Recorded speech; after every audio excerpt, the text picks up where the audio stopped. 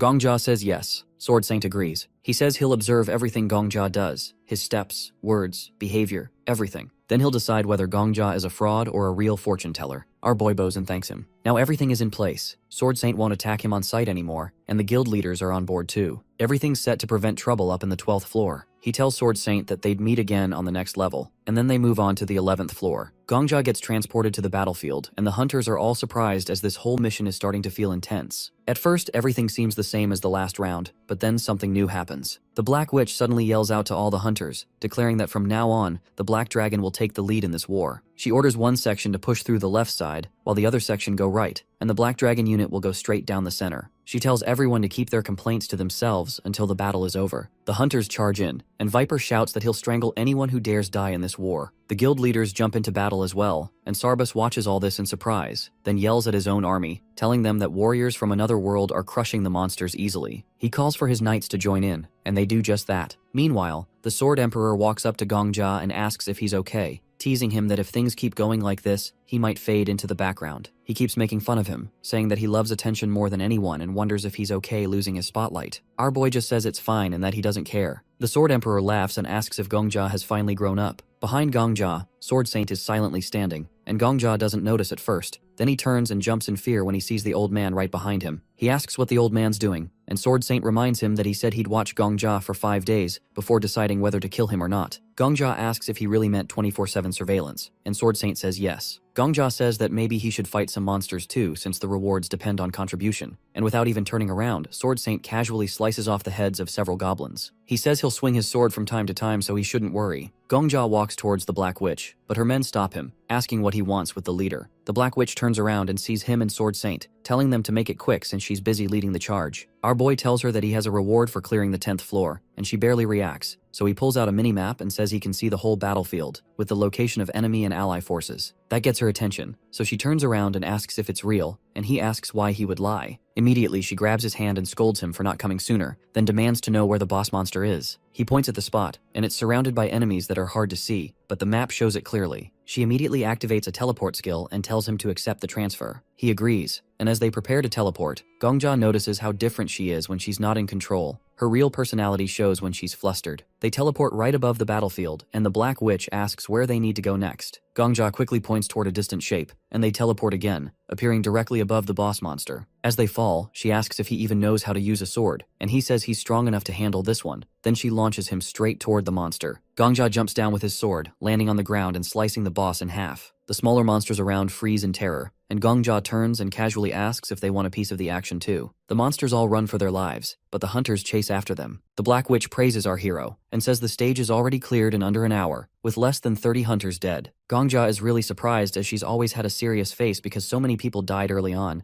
but now she's really happy at the low casualties. He realizes her mood is directly tied to how many people survive, and she's surprisingly simple like that. He tells her to calm down, but she's too excited, praising him again and saying this is the smoothest conquest ever with the fewest deaths, and that he should be proud. Gongja feels a little speechless, and the Black Witch tells him it's a blessing that the new hero is someone like him. She shakes his hand and says that from today, the media will be all over him. Gongja shakes her hand, thinking that being seen as a hero by normal people feels nice, but it's not enough. He wants recognition from people who actually fight hard, people like Sword Saint, the Black Dragon leader, and others who give it their all. He decides he wants to be acknowledged by people like them, smiling and shaking her hand again, thinking that he wants to protect them too. Then the system starts calculating contributions to the battle, and Gongja quietly thinks to himself that he doesn't want to be tricked by some demon king or mocked like the Flame Emperor once did. He just wants to give proper respect to hardworking people and be respected by them in return. Sword Emperor says that Gongja is finally starting to look like someone worth watching, and our hero stands in front of the system panel, thinking that in this changing world, he wants to change too. He looks at the rankings and sees that the order isn't the same as in the previous round. The Black Witch tells everyone that with this momentum they can push straight to the 20th floor, saying she thought they'd lose at least 5,000 people, but now things are going smoothly. But Gongja frowns, remembering that if nothing changes, the real disaster will be on the 12th floor. He knows that losing the only specialist who can handle trade relations with the outside world would be a massive blow, and if they don't act, they wouldn't even lose 5,000. They'd lose 50,000, or even 500,000. Gongja is immediately transported to the 12th floor, and everyone is already there. The Black Dragon leader looks around and says she didn't expect such a place. The cult interrogator praises Gongja, then asks if he knows where the next boss is, since he cleared the previous scene. But Gongja says he has something to tell the guild heads first. Everyone starts paying attention, and Gongja asks if they remember yesterday's promise, and the cult interrogator raises his hand and says, of course. Gongja tells them to honor that promise now. He asks everyone to do absolutely nothing for the next 5 days. Just stay put, and says he'll take care of everything up to the 20th floor alone. The Black Witch is surprised and asks if this is a joke, telling Gongja to stop because it isn't funny at all. The hero says they hear everything correctly and that this isn't a joke. Everyone is surprised. The head of the Black Dragon says it's impossible, adding that he knows clearing the 10th floor alone has taken them many years. Sure, they have just conquered the 11th floor in less than an hour, but according to her, Gongja is overconfident and simply too excited. The hero bows and asks them again, saying that while he clears the 10th floor primarily for himself, he shares the rewards and achievements with them. He points out that everyone benefits from the information, not just him, and that he has every right to make this request. He asks for only 5 days, saying that regardless of whether he has time to clear everything up to the 20th floor for them or not, he just wants them to wait for this period.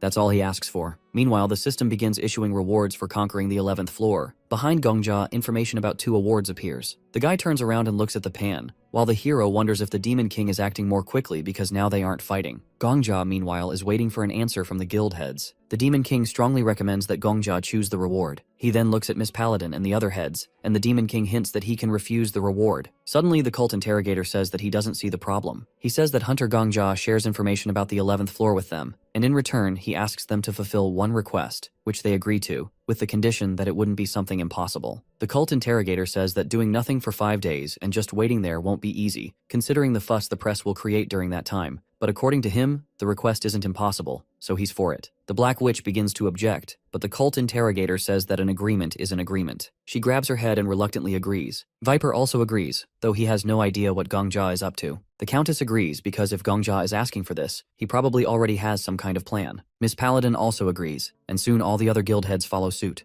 However, Sword Saint still stands aside and watches. Suddenly, he says that he hasn't made any such promises. He says that he and Gongja agree on only one thing, that Sword Saint will be watching over him for the next 5 days, so he sees no point in fulfilling any more requests. Sword Saint adds that if Gongja goes to clear the 20th floor, he will follow on his heels, as per their agreement. Gongja replies that everything is fine, though he is thinking that he plans to defeat the Demon King alone. But with Sword Saint on his back, he will definitely feel more at ease, so he isn't going to give up on it. Then he asks them to listen and silently turns around, looking at them joyfully. He thanks them for fulfilling his request and, as he leaves, says they will see each other in 5 days. Gongja opens the gate and walks out. Both he and the Sword Emperor are surprised when they see that all the NPCs have frozen. Gongja explains that this is because the quest hasn't started yet. Sword Saint, as agreed, continues to follow him. The hero explains to the Sword Emperor that no one has yet chosen a role, and now the Empire has neither a Chancellor nor an Admiral. Replacing them with hunters will trigger the quest from the 12th to the 20th floors, as it ties into the quest given upon entering the 11th floor scene. Gongja begins to remember and wonders if, last time, the quest on the 12th floor has been given out too late. He realizes that the quest only opens after analyzing the roles. Heading toward the exit of the fortress, he says that if they don't choose a role, the quest won't begin, and neither will the invasion of the Demon King's army or the Empire's resistance to it. As he continues to leave the fortress, Gongja turns around and asks the Sword Emperor what will happen if the Demon King dies in this state. He opens the minimap and asks again what will happen if the boss dies before the quest begins. Gongja replies that it's elementary. No one will be able to choose the Demon King's reward, and of course the traitor won't appear either, because he will be gone before he can get things done. The Autumn Rain Demon King begins to get angry at Gongja, but then he suddenly appears. The Demon King asks how Gongja dares to interfere and orders him to adhere to the agreed order of the Goddess of War. He calls Gongja an impudent person for coming here without making a choice. However, Gongja answers says that he has chosen as expected. He pulls out his sword and says that this is the best choice. Gongja smiles and says that he will kill the Demon King before the start of the quest, and then not a single hunter or Imperial will die. Of course, some kind of traitor won't appear either. He says that this will be a happy ending without a single victim. Gongja smiles again and says that he hasn't been able to stomach bad endings for a long time,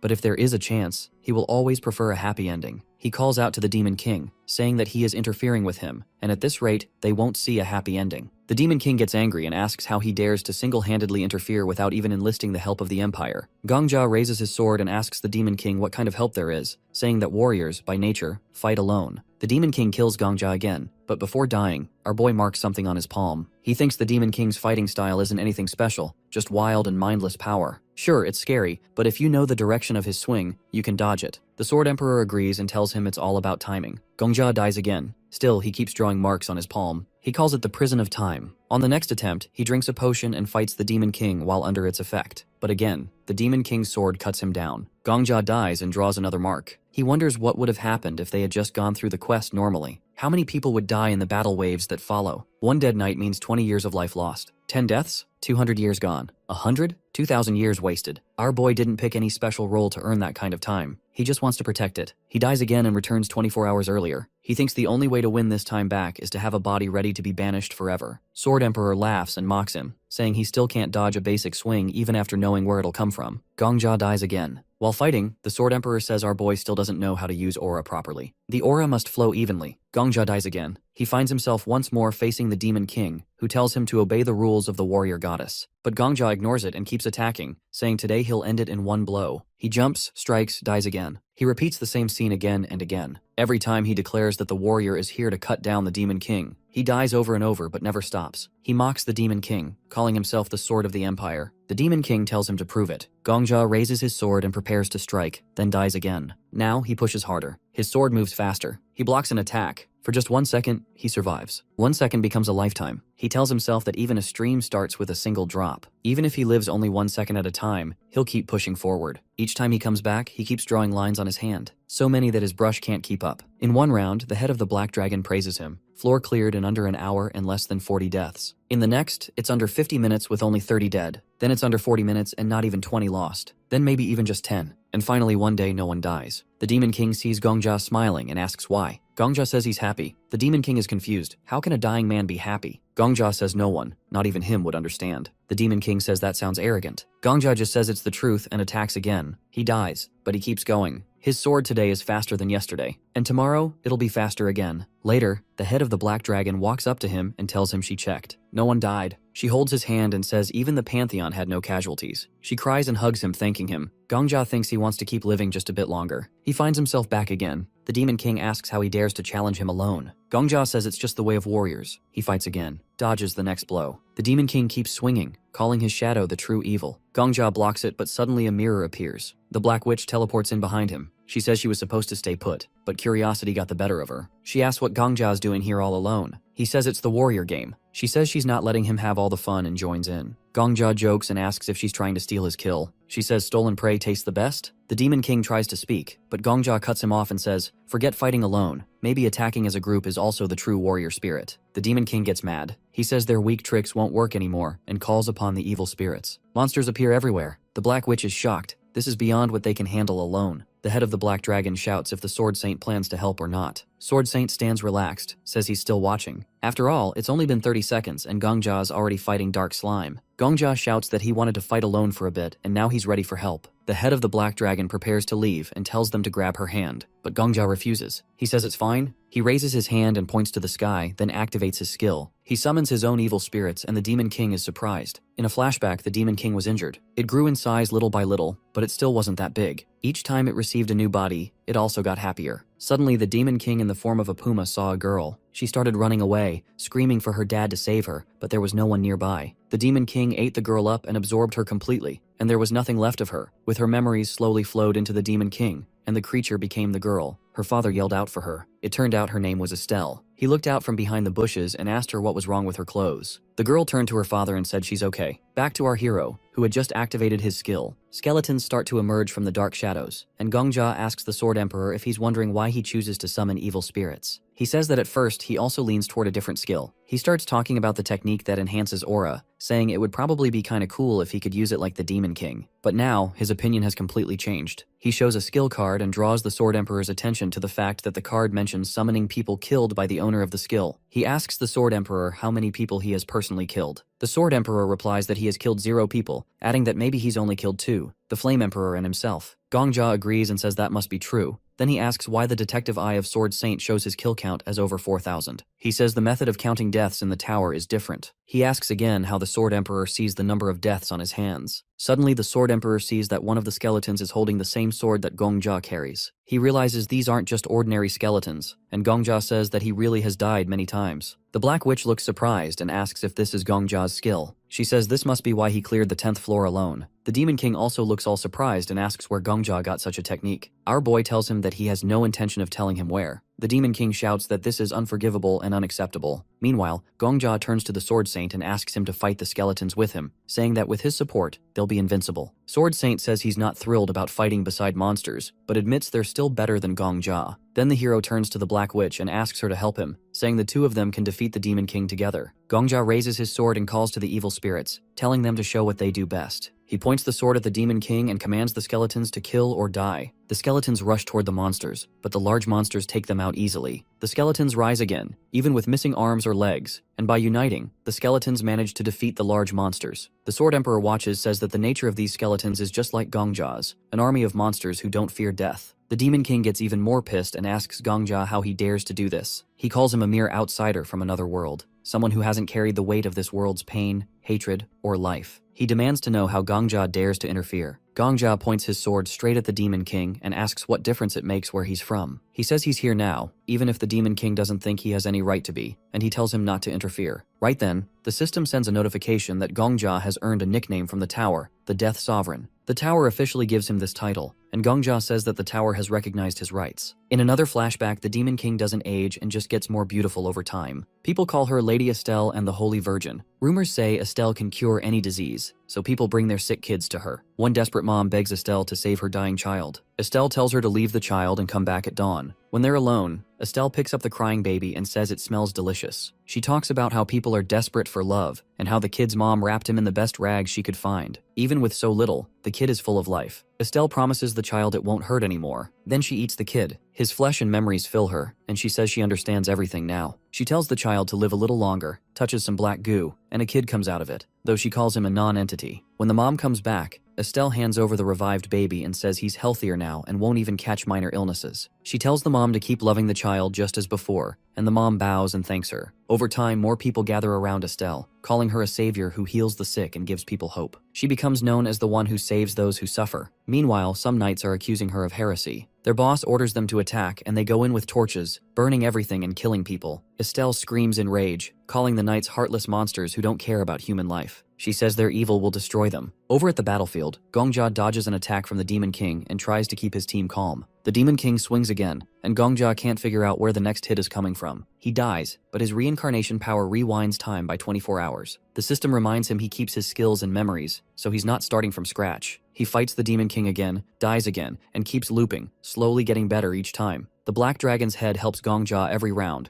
but the Demon King keeps summoning monsters, and Gongjia keeps dying. Time passes, and eventually only 4 days are left before he can summon spirits again. He dies again, and finally, with 23 hours left, he faces the Demon King once more. The dragon is worried he'll die, but Gongjia dodges the attack and says he's fine. The Demon King asks if Gongjia has some kind of foresight, and Gongjia gives a vague answer. Then the system tells him spirit summoning is available again. Gongjia activates it, surprising the Demon King. He jumps high and swings his sword, but the Demon King blocks it. The Sword Emperor, one of the summoned spirits, says the Demon King is strong but valuable. He tells Gongjia to test if he can summon a second spirit later, and jokes that Gongjia could go from zombie to zombie king. Gongjia tells him to stop talking because it's distracting. Suddenly, Gongjia dies again and resets the day. He's mad and yells that the Sword Emperor distracted him. The Sword Emperor mocks him, saying it's not his fault Gongjia is weak. The system updates, showing nearly 7 days are left before the next summoning. Gongjia swears he'll beat the Sword Emperor someday, but the spirit teases him, saying you can't kill someone who's already dead. He tells Gongjia to hurry up and beat the Demon King. The Sword Emperor brags about reaching the 20th floor without cheats, and Gongjia shouts to the Black Witch that the next strike will come from the right. She gets ready, and uses mirrors to focus her energy and blasts the Demon King, tearing his torso apart. Gongjia laughs and jokingly calls her ma'am.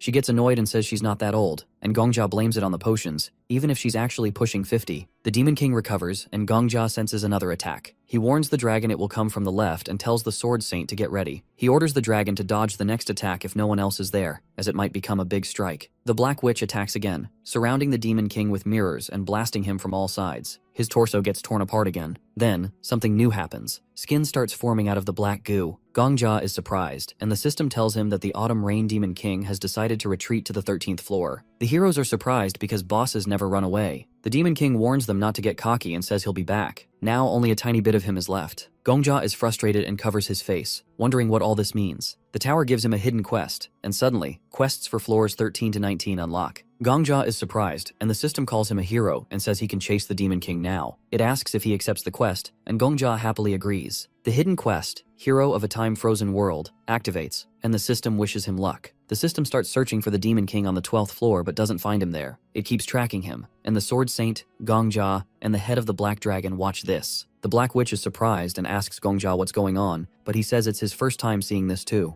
The Sword Emperor is also seeing this for the first time. Gongjia is surprised and turns to the Black Witch, pointing out that there are way fewer banners on the fortress wall now. The head of the Black Dragon agrees and takes his hand, saying there's something he needs to check. They move to the fortress wall, expecting to see a frozen city, but instead, all the inhabitants are alive and moving around living peacefully. The protagonist says this is a change in history, and realizes history has been rewritten due to their heroic actions. He explains that the Egum Empire was originally supposed to be occupied by the Demon King, and whether they defeated him or were destroyed was always a question. But now there's no invasion in this world. Gongjia is very happy. He understands that no one knows about this yet, but history changed because of him. He remembers the beginning of the Red Rain, but now life is blooming in the same place, and the townspeople are enjoying the bustling life. The heroes happily look at the city from the fortress tower, but suddenly someone starts shouting at them. Sarbaz, along with 2 knights, demands to know who they are and how they dared to set foot on the fortress tower of the empire. Gongjia remembers how Sarbaz once asked him to help their country. He recognizes him immediately and calls him by name, but this only makes Sarbaz angrier. He asks how Gongjia knows his name. Gongjia thinks about how Sarbaz, who was once friendly and on the 11th floor, now acts like a complete stranger. He remembers how Sarbaz asked him to protect their empire before Gongjia moved to the 12th floor. Gongjia starts laughing hysterically and Sarbaz is confused. The Black Witch watches in surprise as Gongjia laughs like a madman. The Sword Emperor also doesn't understand and looks at Gongjia with confusion. Gongjia laughs for a while but then starts to calm down. Suddenly yells that he protected their empire. The knights look at him with confusion, and our boy continues, saying that he kept his promise. All the residents start paying attention to him. Gongjia thinks about how he wasted hundreds of days because he didn't want to allow even one victim. Hundreds of days later, he finally defeated the Demon King. He shouts that he's proud of it, that he did it. Gongja reflects on how he used to be a mess, envying others, mocking them, and wasting days drinking alcohol. He justified his frozen heart with indifference and gave up on his life. But today, Gongja can be proud of himself, and that makes him very happy. He thinks that even if the world only notices the Sword Saint and the head of the Black Dragon, the most important thing for him is that he was a worthy person today. The system starts counting the participants in the purge and displays 3 conquerors on the screen. The first one is the Death Sovereign. Sarbas irritably asks Gongja what he's talking about. Suddenly, Gongja shouts his name again, waves at him, and tells Sarbas to take care of the Empire. Gongja confuses the knights by shouting that it's enough to catch the Demon King, but their empire can still rot here and there. He starts shouting that they'll manage it themselves. The Sword Emperor laughs and says that he thought Gongja would act like a decent adult, but all he did was brag loudly. Meanwhile, Gongja turns to the head of the Black Dragon and suggests they quickly head to the 13th floor. She says with a gloomy look that she understands hunters in the top are never normal. She uses her movement power, and they end up next to the Sword Saint. The old man says the right to enter first is always given to the first place. The head of the Black Dragon calls Gongja the Death Sovereign, and says since he's their representative, he should say the word transmit, and he says it. They get moved to the next floor right away. As soon as they step in, the system pops up, welcoming the Demon King. The moment they arrive, they hear the Demon King screaming like crazy, yelling that someone took his children. He looks furious. Sword Saint says that scream is terrifying, he's never heard anything like that. The head of the Black Dragon wonders why the Demon King is shouting so much. Gongja gets ready for a fight, but Sword Emperor suddenly asks what's wrong with the Demon King. Sword Emperor notices something's off. He says the Demon King seems weaker than before. Gongja turns around surprised. Sword Emperor says the Black Witch must have hit the Demon King hard with aura. Maybe he's messed up because of that, but he thinks that's not it. He says the Demon King's form dropped. Sword Emperor explains that this guy used to be an SSS rank monster boss back on the 12th floor. But now, he says the Demon King feels more like that oversized Goblin King from the 5th floor, the one Gongja barely beat while screaming like a little kid. Sword Emperor says something's weird. The bosses are supposed to get stronger the higher they go, so maybe the aura from the Black Witch had some extra weakening effect. Gongja starts wondering if something changed in the story. Then the system tries to calculate the reward for clearing the 12th floor, but says it can't. Rewards will be counted after clearing the 19th floor instead. For now, Gongja just gets a small reward, his God of War patronage gets boosted, and a map from the 11th to 20th floor is revealed. Gongja is surprised. It's like a whole world map. He turns to Sword Saint and the Black Witch and says he figured it out. He asks the Black Dragon to remember what they saw before. The story about the Demon King invading the capital is gone. The refugee camp is gone too. Gongja tells them to think, where did all those refugees even come from? He realizes it makes sense. They probably evacuated the whole continent. But even that refugee camp vanished. The Black Dragon gets it too. She says the story of the invasion changed, not just in the Empire, but the whole continent. Gongja says they've gone back in time to before the Demon King almost took over everything. They're now at the moment when this temple was attacked. He tells Sword Emperor that the Demon King's level dropped. He adds that every time hunters level up, people say their existence becomes stronger. Gongja always thought that was just fancy nonsense, but maybe it's real. Maybe the Demon King got stronger by killing all those Imperials and refugees. And now that all of that is gone, his power dropped too. The system says the Demon King's existence is fading. The Demon King suddenly starts screaming again. The heroes get ready for a counterattack. The Demon King calls upon his evil spirits, summoning thousands of demons. He calls them his children and orders them to attack. The Black Witch says she always hated zombie movies. While fighting, Gongja turns to Sword Emperor and says, let's make a bet. He asks how many times he'll die before reaching the 19th floor. Sword Emperor guesses under 100 times. Gongja says he bets under 99. Sword Emperor says fine, but he won't help. Gongja agrees happily, and then dies right after. He asks the Black Dragon how to deal with this mess. She says she's already doing her best, and asks if Gongja can use his skill. He says it's still on cooldown, and he needs 3 coins before he can use it again. When asked what that means, he says it's a special thing. Then he asks Sword Saint to smash the big roof that looks like a sarcophagus. He wants to check something. Sword Saint asks what he's trying to check. Gongja just says he'll explain later. He's a fortune teller after all. Sword Saint looks skeptical but does it anyway. And surprise, surprise, Gongja dies again. Next round, Gongja tells Sword Saint the sarcophagus was a secret passage. There's a special hammer down there that works on the undead. He tells Sword Saint to go with the Black Dragon and use that hammer. Sword Saint says he only uses his sword in life. Gongja keeps convincing him the hammer has area damage. He just needs to cast aura and hit the ground and all the dead will fall. Sword Saint asks how he knows this. Gongja yells he's a fortune teller again and dies mid-sentence. Next round, Sword Saint finally listens. He grabs the hammer and uses it. Boom, dead army defeated.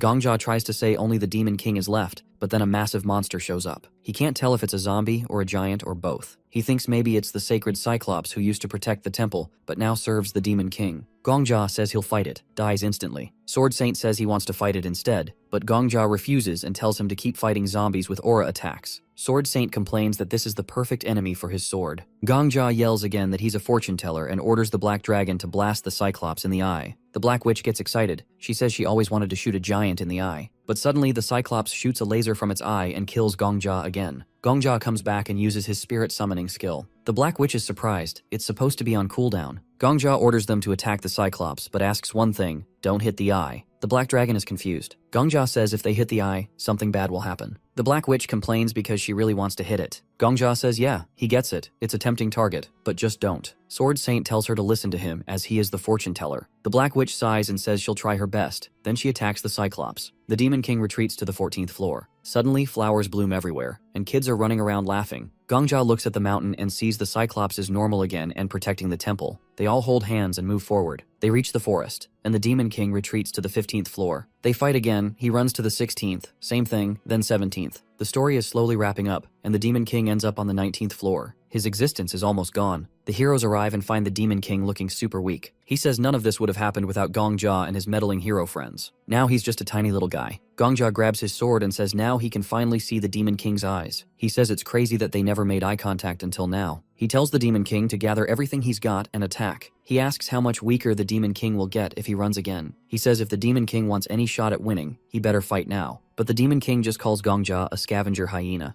Gongja yells for Estelle. He tells her one last time, go all out, otherwise his story will last longer than hers. At another time, Gongja dies and gets a penalty for using his skill. He and Sword Emperor get transported to a burning village, and he gets surprised. He hears knights shouting that they need to kill everyone because they're all monsters who've been corrupted. Estelle watches all this in horror as she can't understand why people are burning other people. The knights say they've got orders from the emperor. They're doing all this on the orders of the Forest King. There are also magicians who got the same orders. The village keeps burning, and some residents don't make it out of the fire and stay in their burning houses with their children. The fire doesn't spare anyone, young or old. At dawn, when it's all over, Estelle looks around horrified. She walks through the village and sees burnt wood everywhere. As she walks, she also sees burnt bodies. She remembers taking another step and seeing the corpse of a girl she once cured. She falls to her knees, and she starts saying the names of all the dead people. She picks up ashes from the ground and starts eating them along with the dirt. After eating the ashes, she calls the knights non-entities. She repeats it again and again. Meanwhile, some black substance starts coming out of her eyes. She stands up and says they were people too. They were also born human. They know the beauty of life as well. She says they're people, so they're also capable of crying. She wonders why they stubbornly call other people monsters. The black substance completely covers her, and her eyes turn red. She wonders if they're people, but she's destined to be called a monster. It starts raining red, and Estelle keeps wondering if only they have the right to be called people in this world. She says they need to prove that a person is a person. The Demon King's shadow covers everything around him, and he says now they'll prove it. The Demon King curses them and says their evil created him. No more villages will burn. He says their malice will consume them. Sword Emperor immediately wakes him up. He says this isn't Gongja's hell, and now the penalty reproduction is complete. Later on, Gongja is still fighting the Demon King. He cuts him in half, and Sword Emperor gives him a signal. He tells him to empty his mind, and the Demon King jumps back, feeling so much pain. Our boy sees that the Demon King's body has clearly shrunk, and almost all the dirt is gone. The system notifies them that the existence of the Autumn Rain Demon King is fading, but the Demon King doesn't want to admit it. Suddenly, blood starts flowing from his hand and he's surprised. Then he's even more surprised when Gongja orders him to retreat. Gongja tells the Demon King to retreat to the 20th floor because he still can't defeat him. He says the Demon King can safely return to his base, his last fort. He tells the Demon King to go back to his starting point because that's his final destination. Sword Saint watches all this silently. He picks up his sword, and the Black Witch says she's letting the Death Sovereign take the last attack. The Demon King is very unhappy but still retreats to the 20th floor, and Gongja changes history again. Gongja turns to Sword Saint and the Black Witch and says he wants to go to the 20th floor alone. Sword Saint bows and thanks them for helping him so far, but he says he wants to reach the finish line with the Demon King. The head of the Black Dragon doesn't object. She says thanks to his huge contribution, they made it this far. She also says she broke her promise not to move for 5 days, so this time she'll really wait. Sword Saint says today is the end of the 5th day, and orders Gongja to meet him as soon as he deals with the 20th floor because they have a lot to discuss in private. Gongja agrees. He bows and thanks them once more before moving to the 20th floor. The system greets Gongja and tells him he's entered the boss stage. The Demon King stands in the forest and Gongja walks toward him. The system starts counting all the rewards from the 11th to 19th floors. It tells Gongja the tower recognizes his huge contribution. It notifies him that the powers of the Death Sovereign have been established. He's given limited rights as an apostle, and he gets the right to improve any of his skills except the X-level skill. He says he doesn't know why the tower was built, who built it, or why it's filled with creatures from other worlds, and starts to guess what kind of creature the tower is. A creature monitoring their choices, and one that will remember Gongja's choice. The hero points his sword at the Demon King and says it's time to end him. The Demon King is terrified, shouting that Gongja should not dare destroy his paradise. And from here, the boss scene starts. Our boy stands in front of the Demon King, lifting his sword.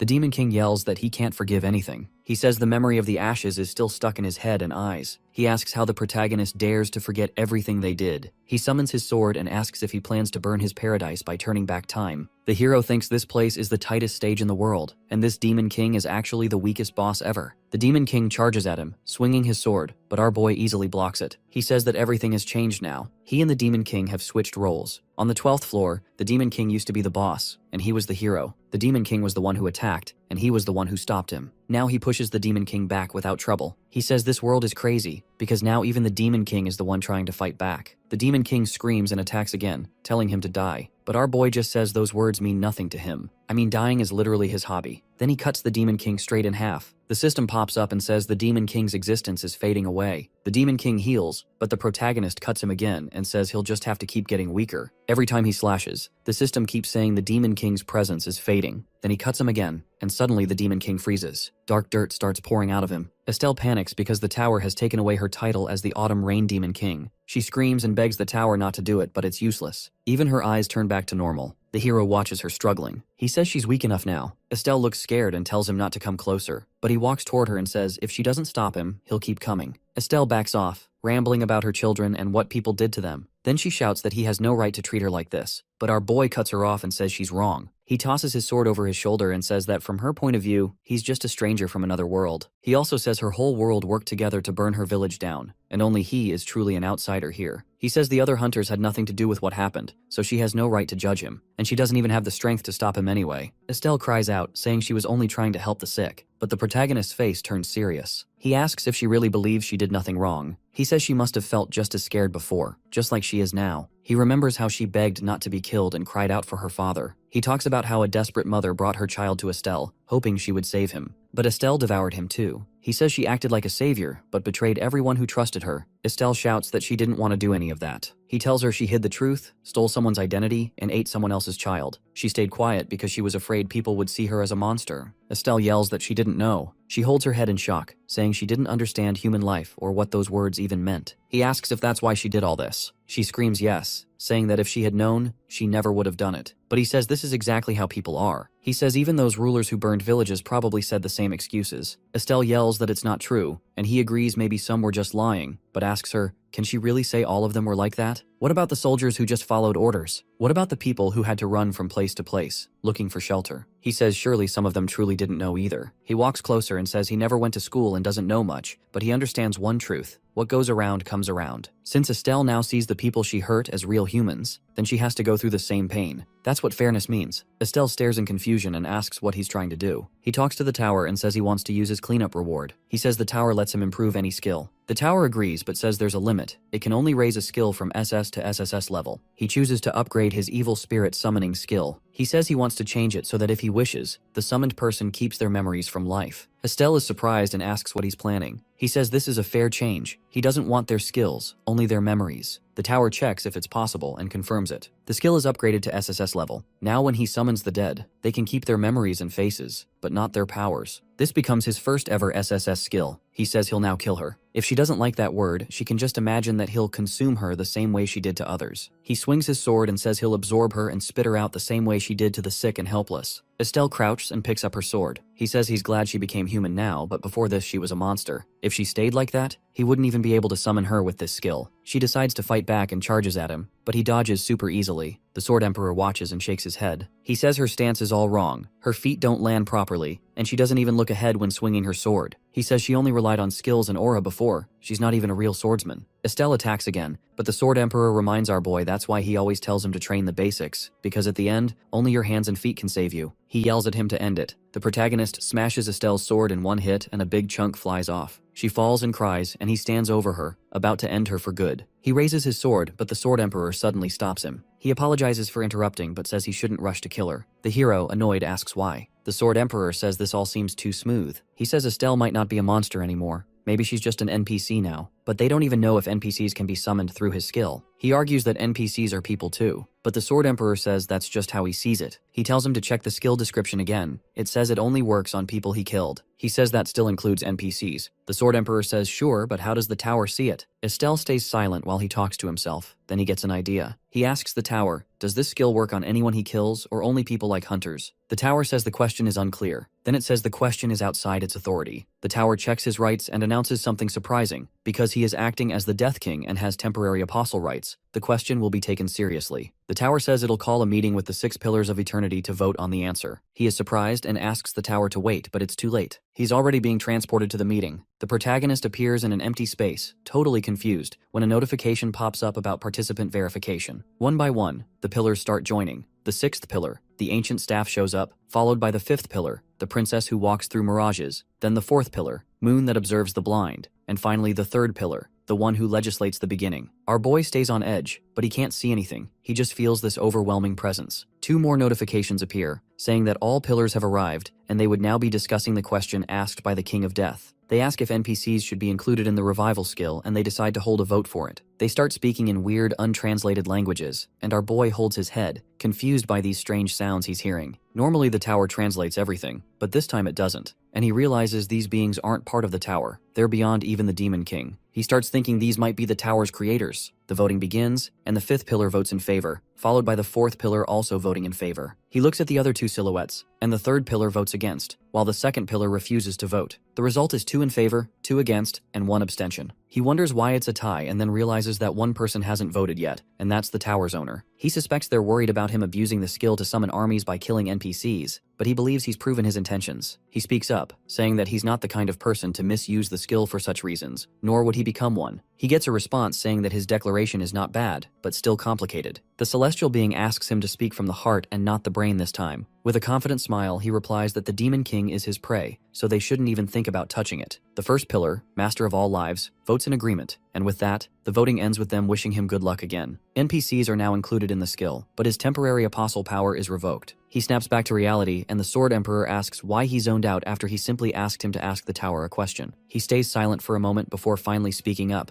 saying that it all happened in the blink of an eye, but at the same time, it feels like an eternity has passed. He asks the Ghost Heart anything strange, telling him that the tower summoned him to another world, and that the tower's creator appeared and laughed at him. The spirit admits he knows nothing about it. Not even a legend who cleared the tower to the 99th floor knows what our boy is talking about. He raises his sword at a terrified girl, preparing to strike, and decides to handle other matters after reaching the 100th floor. The Sword Emperor asks if he's going to ask about the tower, but he says he already got his answer. He kills her, and then uses his power to make black slime form on the ground. The Estelle chick rises from it, and he tells her to stand. Though she looks the same, this is a new life, and he carries responsibility for it. She can't keep the name Estelle, so he gives her a new identity, Hungry Ghost, now loyal to him. She bows to him and raises her hand, listening silently. The girl starts to shed tears, and given how he treated her, she should hate him, but she obeys without hesitation. The presence of the Demon King on the 20th floor is undetectable as the system confirms his absence. The Hungry Ghost stands in a village, watching as people go about their lives, but she doesn't want to be there. She covers her face, asking someone to stop. An army with horses marches forward, and Commander Sarbas sits on one of them, commanding the army to halt. The Hungry Ghost collapses, telling her master she would not resent him. She will hold no grudges against him and will follow any order he gives. Nearby, 2 people bring food to a girl and her mother. Estelle starts to cry. She says she doesn't care what happens to her next, but he should please spare her haven. Gongja stands in front of her, and the Sword Emperor watches everything, finally understanding.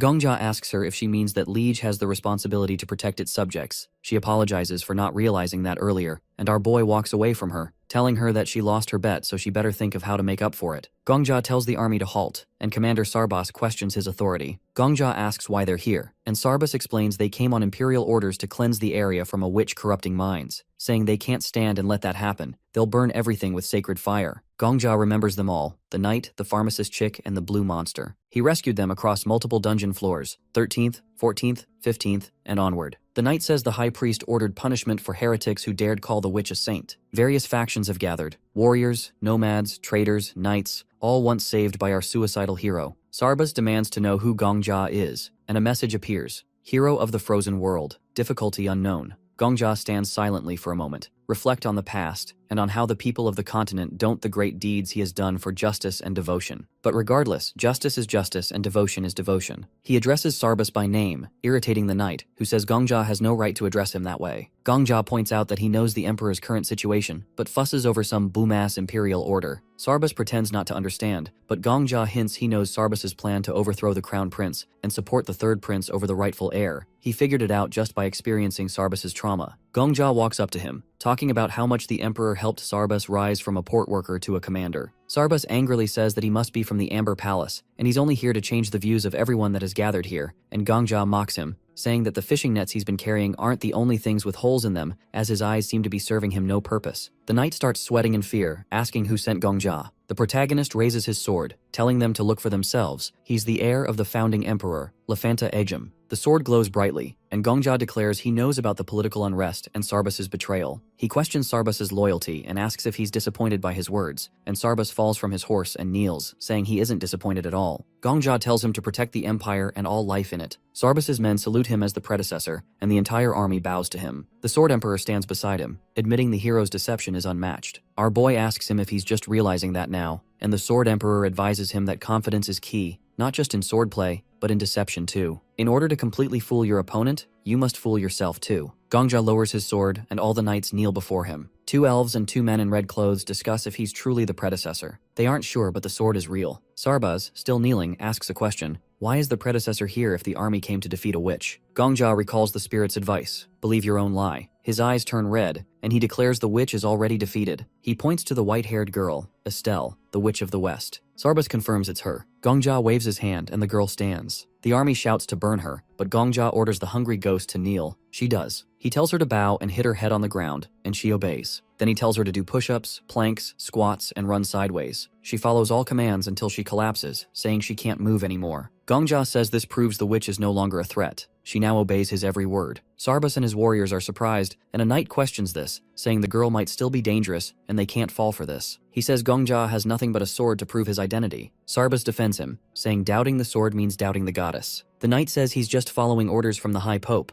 but Sarbas interrupts, accusing him of prioritizing the church over the empire. He declares the third prince no longer needs the priest's support, and they start fighting over it. Gongja smiles quietly, as he has seen clearly what the third prince's faction truly stands for. No wonder Hungry Ghost tried to put a wedge between them. The elves talk about the pointless fighting, with one saying humans with short lives are always thick-headed. Some knights are offended, and one warrior suggests settling this with a duel. Suddenly, a blue monster with a long tongue appears and tells everyone to give way. The lizard-like creature says it's easy to resolve everything. Test the witch and the hero using a soul gem. The gem, given by the ruler of the merpeople, shows whether someone's soul is light or dark when exposed to their blood. The monster holds out the gem and says that if Gongja is truly the emperor's predecessor and the girl is truly a witch, then both must take the soul gem test. The creature explains how the gem works. If it touches the blood of someone with a good soul, it glows white, but if it's someone evil, it turns black. Our boy asks the Sword Emperor if this is true, and he confirms it, saying that half-creatures are good at making tools like this. So Gongja tells them to test him without hesitation. The lizard says that bluffing won't help and warns Gongja not to regret it later. The monster grabs Estelle's hand, cuts her palm, and lets her blood drip onto the gem. The gem turns black immediately, and the lizard is surprised at how dark her soul is, wondering what kind of crimes she's committed. He calls her a witch, or even the Demon King, and pushes her aside. Now it's Gongja's turn. He steps forward and says he's ready. The lizard cuts his palm, still talking about how bluffing won't help, and lets his blood touch the gem.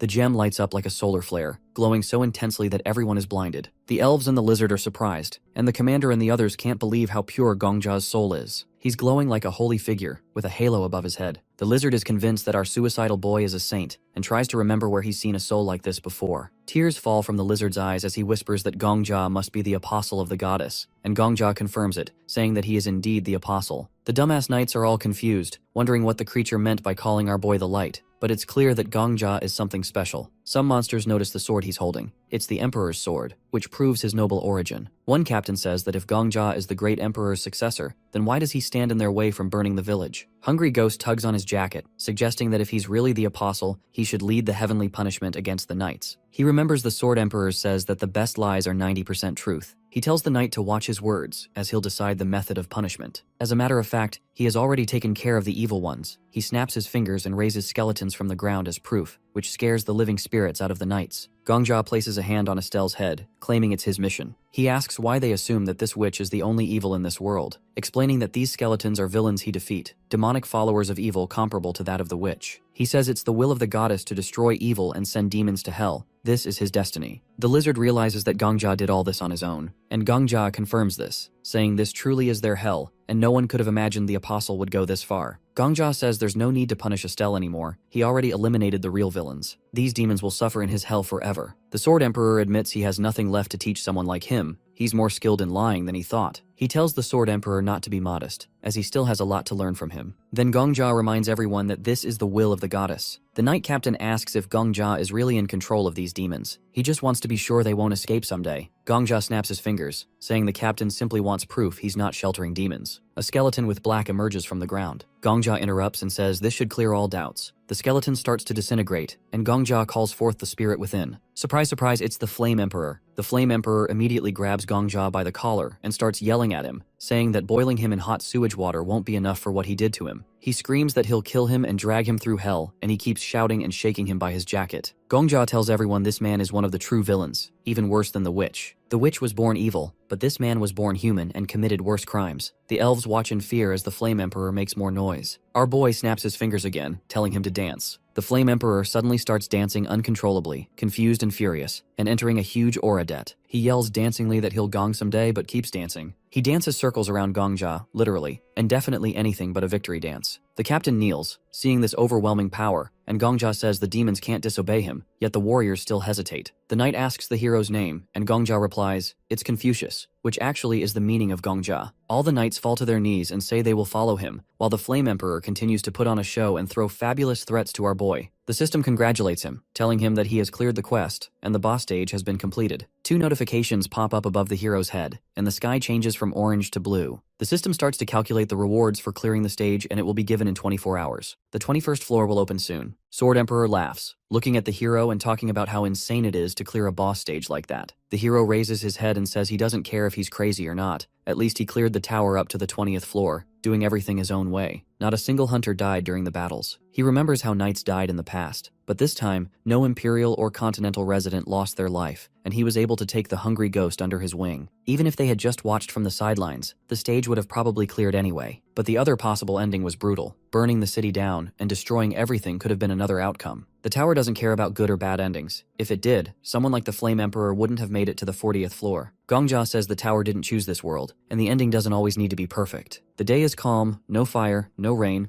This ending is the one he chose. Sword Emperor asks if that ridiculous dancer is also part of his chosen ending. Flame Emperor yells, telling him to stop, confused why Gongja is letting him continue dancing. And our boy simply gives a thumbs up and smiles, asking if it's beautiful. A loud announcement says the 20th floor stage has been cleared, twice, and Gongja is bummed because there's no connection. Sword Emperor reminded our hero that he once said he'd rather be recognized by special people like the Black Witch or the Old Man, instead of just random people. Gongja tries to deny ever saying that at first, but then says the more the merrier. He says maybe it's possible to earn recognition from everyone, and Sword Emperor calls him greedy. Suddenly, Black Witch jumps on Gongja, happy that he's alive. She calls him crazy and says that on top of that, she heard that he's still a baby that's not even in his 30s yet. She squeezes his neck out of excitement and he complains that it hurts. The old man stands nearby under a tree, and the girl shows her phone to Gongja. She says people are glazing him for clearing the floor in just 5 days. She went back to the first floor and took screenshots of a bunch of news articles. Headlines are everywhere. 14th floor cleared, King of Death, a new star rises. She couldn't take screenshots of all of them, but it's clear that things are running wild, not just inside the tower, but outside too.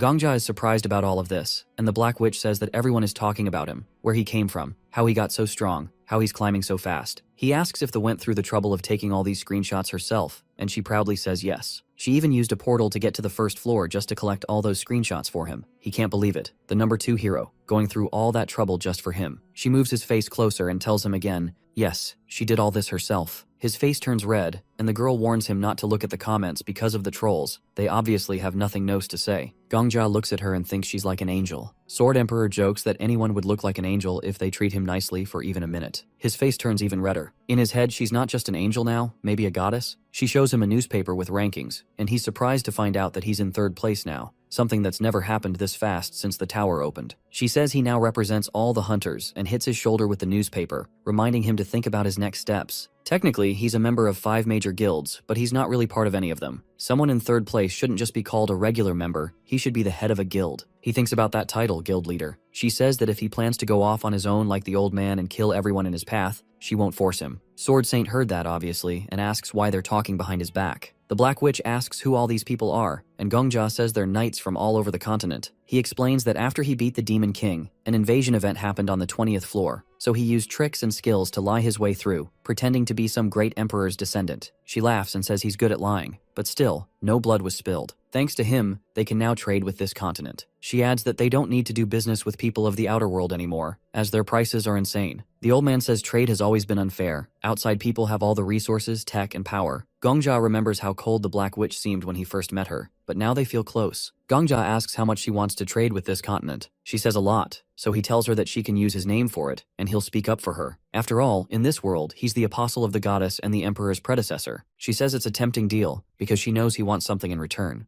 Gongja says what he wants is the entire 20th floor. He wants to own all the land. In return, he won't take any reward from the 11th to 19th floor clears, and they'll share trade profits with others. She says she can't decide that alone and will need to talk to the other guild heads. She also asks why he wants the 20th floor. It looks worthless. The soil sucks, and there's not much space. He just says he likes land more than money, so that would do for our suicidal real estate owner. She agrees to talk to the others, but she has one more pressing question. She looks at Flame Emperor still dancing like an idiot and asks what the hell that is. Gongja says they should just pretend they didn't see anything. The hunters teleport to the 1st floor city, and the Black Witch asks if they can make the same coffee shop their meeting place again. Gongja says it's fine by him, and they walk forward. For others, it was only 5 days, but for our boy, it was hundreds. The Black Witch tells him everyone in the tower is talking about him now, so he should be prepared. As soon as he steps out of the building, tons of paparazzi start taking pictures and yelling his name. Gongja, Sword Saint, and the Black Witch are making their way down to the 1st floor, and people start whipping out their phones to record the whole thing. Everyone's calling Gongja the King of Death, which is a pretty badass nickname. Journalists are shoving mics in his face, asking if it's true he soloed the 20th floor and what's the deal with him and the Black Witch. Gongja is sweating, and the Black Witch whispers for him to keep his mouth shut. She quietly asks if he's ever dealt with the press before, and he doesn't answer. She tells him he's got to pick a vibe,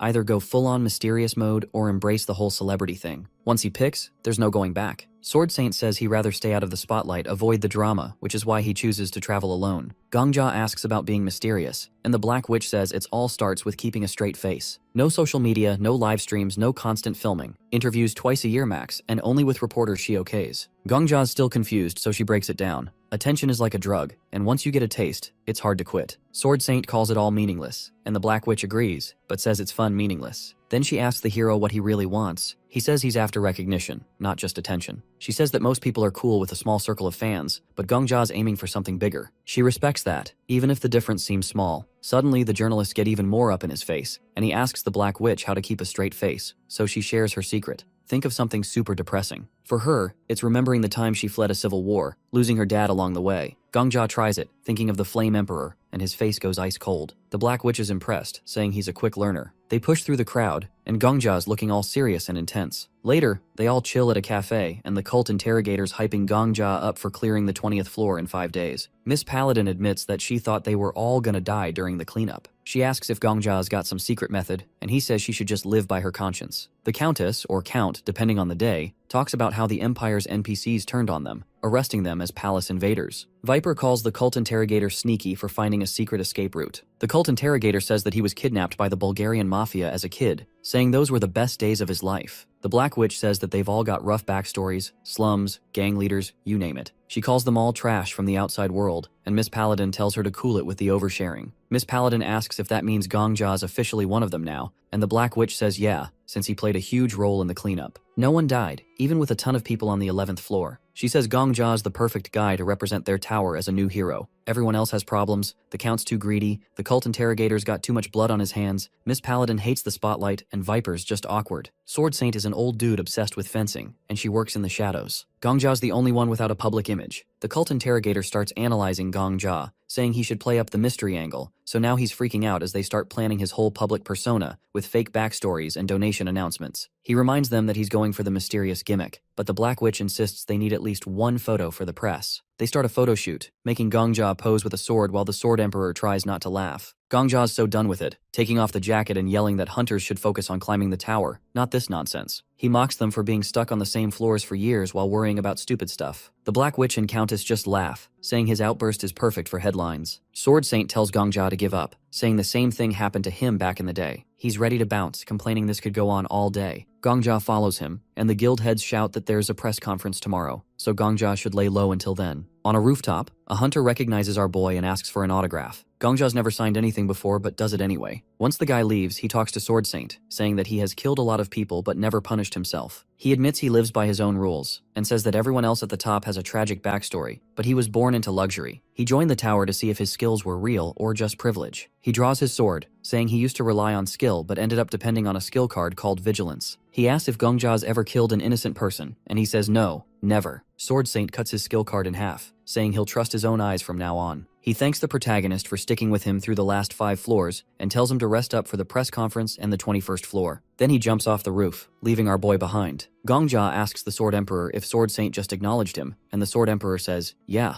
Gongja collapses, crying in relief that it's finally over. The Sword Emperor teases him for acting like he cleared 50 floors. Then, out of nowhere, Gongja gets a system notification. The goddess of protection's impressed with him and wants him as her apostle. Gongja's confused, and the goddess tells him to look down and to the left. He realizes the last authority is activating, and it hits him. The goddess of protection has been a sword this whole time. She confirms it, and Gongja's mind is officially blown. Gongja sits on a couch watching the news, which is completely focused on him clearing the 20th floor. They keep showing clips of him taking down a massive ogre like it's nothing. They even claim that if the footage is real, the so-called King of Death defeated an 11th floor stage boss in a single strike, something no one has ever done before. Our boy feels super awkward about all the attention and quickly turns off the TV. The Sword Emperor says he wanted to keep watching, but Gongja points out that every channel is running the same story anyway. Suddenly, Gongja's sword starts talking. It's the goddess of protection again, who lives inside the blade, congratulating him on his incredible achievement. He says all this fame feels like a heavy burden, like some kind of tax he never asked for. He's already exhausted from yesterday and asks if the goddess is maybe overestimating him. She calls him the light and brings up the speech he gave when he first entered the tower. Gongja cringes so hard he wants to disappear. He realizes that she might be fangirling over him the same way he used to glaze the Flame Emperor. Gongja holds up the sword and threatens to clean it with a gross, dirty rag if she doesn't stop the glaze. The goddess panics and begs him not to do it, and he's glad she finally shut up. He looks at the sword and asks if she's really a constellation, some kind of being that represents an entire world. She explains she used to be a divine spirit but got sealed into 5 sacred swords by the founder of the Ejim Empire. Her name is Idol, the first sacred sword. There are 4 others: compassion, prayer, sacrifice, and salvation. If he can collect all of them, she'll regain her full power. Gongja asks where to find the other swords, but the goddess goes mute. He guesses she probably doesn't even know. She says that she can sense them if she gets close, but Gongja is not in any rush to track them down anyway. He asks what else she can do besides rallying Empire citizens and glowing like a flashlight. She brags about slashing through monsters and then blasts him with that blinding light he's seen a million times before. He tells her to come up with something better. Just then, the Black Witch knocks at the door, reminding Gongja they've got 5 minutes before the press conference. She also says that the 21st floor will open right after, so he can head there once it's done. He agrees, and when she leaves, he goes right back to pressuring the goddess. He decides that aside from glowing and giving basic support, she's pretty much useless. The goddess says that's not fair, but Gongja shuts her down, pointing out she didn't even protect her own empire. He threatens to toss her back into Agam if she keeps talking, and that shuts her up real fast. Soon the press conference kicks off, and Gongja, the Black Witch, and the Sword Saint sit at a table while reporters swarm around them. The journalists immediately ask the Black Witch to face them,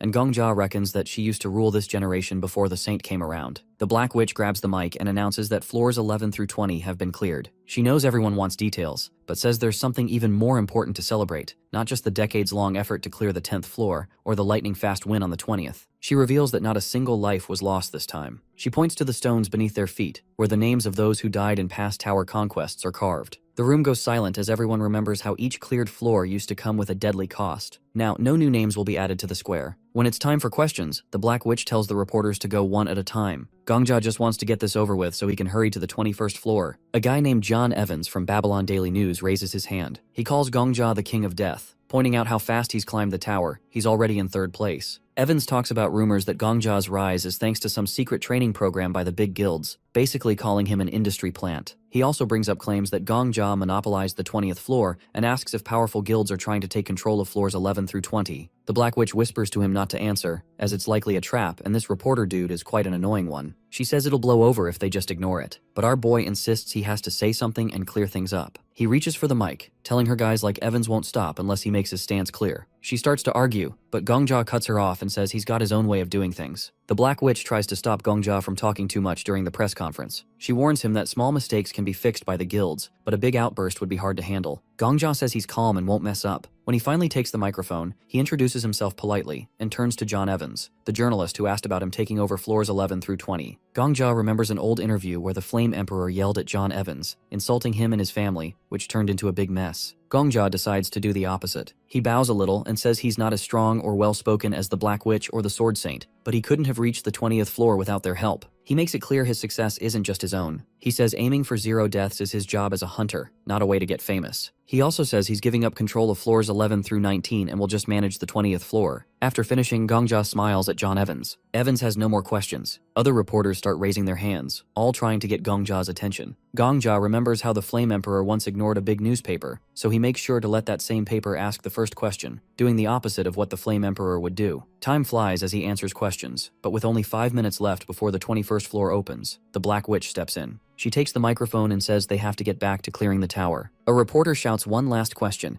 asking what the relationship between the Black Witch and the King of Death is. The Black Witch smiles and says they're more than friends because they're teammates, then ends the press conference. Reporters ask more questions, but she leaves quickly. Gongja asks if she just stirred up interest and then left. The Black Witch laughs and says she loves drama, explaining that a little excitement at the end makes the event more memorable. Backstage, she grabs Gongja's hands, happy with how he handled the press. She says people love heroes but like them even more when they're humble. Gongja admits he was just doing the opposite of what the Flame Emperor would have done. The Black Witch says calling them more than friends is a way to distract people from rumors. Since she's dealt with gossip for a long time, she tells Gongja to trust her experience in handling the public. With 5 seconds left on the countdown, a girl appears. She congratulates everyone for beating the Demon King on the earlier floors. She says they can stay on the first floor for a quiet life or keep climbing. Because they've reached the 10th and then the 20th floor, she says they'll now see the deeper parts of the tower. Almost right away, the system starts moving people to the next stage, even those still sitting in cafes. The tower seems to be forcing everyone to go. They end up on the 21st floor. Someone greets them, saying he's been waiting forever. He calls the place the Great Library of Boundless Knowledge and welcomes them. The hunters are surprised because absolutely all the hunters, even those who are washing or sleeping, have been brought here. The library manager says that he wasn't careful enough. Suddenly, the hunter who was just washing finds himself wearing a black box. Gongja feels relieved and breathes hard. The Black Witch asks the library manager who he is. The boy says he's just a humble, nameless little man, the manager of a small library. He adds that compared to them, he's an unimportant third-rate character. The Black Witch looks unhappy, and Gongja looks around the strange library. He says it feels like a whole world. The library manager is clearly happy to hear this. He flies up to Gongja and calls him the King of Death. He says there's no need to feel uneasy because he just wants to greet them. Gongja surprises the hunters, including Viper, by saying that for him, they're like heroes of an epic. The library manager suddenly shows them the chronicle of the Agem Empire. He says his hobby is reading books. Many books fly around him, and he explains that the books in his library aren't ordinary. They're related to the worlds the tower is built in. He says they're wondering why, out of so many warriors, only they were called. He quickly adds that it's because, in their worlds, only they have the names of the actors. He picks up 2 books and says all 302 people gathered here are warriors with nicknames. The hunters look at each other in surprise. The Black Witch gets worried and asks if they really have to clear the tower with just this number. The library manager shows the chronicle of the Agem Empire again and tells them not to worry too much. He says the 3 of them saved the empire, so it won't be hard for them to pass the stage prepared for them. While the Black Witch thinks with her head down, Gongja suggests they start quickly. He says he understands the manager is excited to meet people after a long time, but they want to move up fast. The library manager suddenly remembers that in his excitement, he forgot to give them quests. A lot of books appear behind him, and he says he doesn't like explaining everything in detail. He starts choosing the piece that will move them the most. Before opening the book, he warns them not to be too scared. Then he opens the book. They see a strange futuristic city with many skyscrapers. The manager says the records in his library aren't simple books. The hunters are now floating high in the air. The library manager says these books are on a much higher level. He calls the Great Library of All Thoughts a repository of records from many worlds. He holds the chronicle of the Agem Empire in one hand and a book called